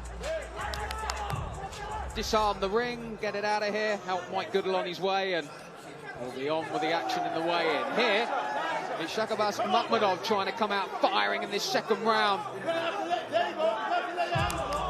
Hasn't quite been able to find his range, Makhmudov, at the moment, has he? No. Despite him being the taller guy. But it's Bekdash, who comes from Syria. You know, it's and again, we just saw the Iraqi fighter showing us how he can take advantage of him being in a lower stature to go underneath the guard and go for the body, and that's exactly what Bekdash is doing. Not for nothing, he's undefeated in 28 fights. Trying to use what is a seeming disadvantage to his advantage as the aforementioned Iraqi fighter whips up the crowd. Bekdash trying to stick one down to the body and just stop the movement of Makhmudov. I don't know if you had a chance at the very beginning of our broadcast. Barak and I had a chance to see Bekdash. He's got a nice footwork. We had a chance to see him dance a little bit, right? It's different in the ring, though. You know, he's not getting past that guard. He should do a couple of feints, should do a couple of double jabs. But it's hard. This guy can fight. This guy can really fight. Yeah, we've all got good footwork until we get punched in the face, and then that's the end of your Saturday night. But moreover, it's that very stiff stick right in front of him that makes it really hard for Bekdash to just be able to get into the pocket.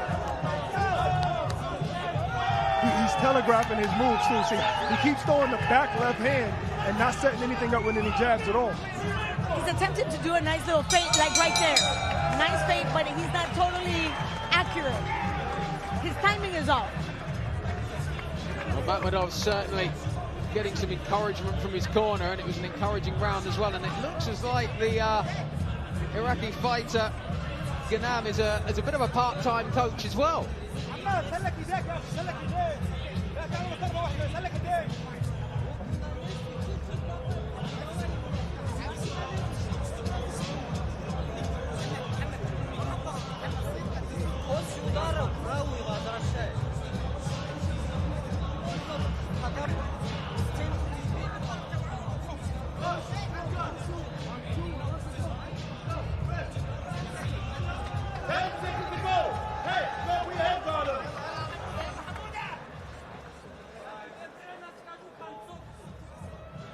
They keep taking off the headgear of Red Cat. Trying to give him some air. Third round of action, and what we believe will be the final action of Battle in the Kingdom Sparring Club, and it looks as though these two are going to leave us with a decent bit of action here.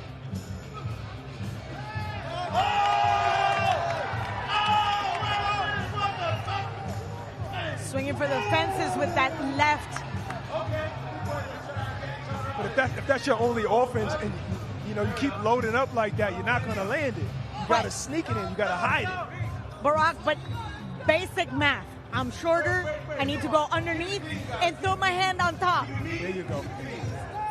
Basic math. Just a bit untidy in this round. Maybe each man feeling the pace a bit.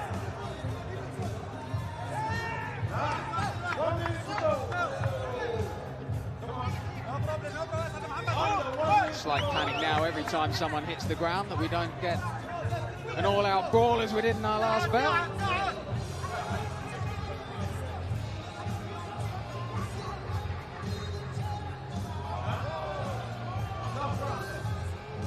Nearly in promoter's row there. And all this action happening with Eye of the Tiger. Thank you, Chisora. Derek called it earlier today. Yeah, it was the Del Boy show for a bit earlier today. I'm sure he'll be back for the weigh-in that comes fast on the back of Sparring Club, which is entering its final few seconds.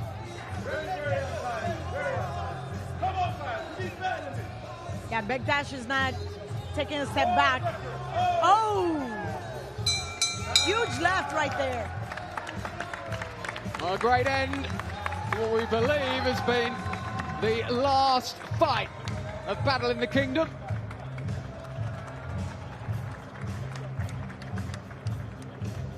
Both fighters will take their acclaim, and the Iraqi cornerman come fighter, he's certainly been busy in the last couple of hours.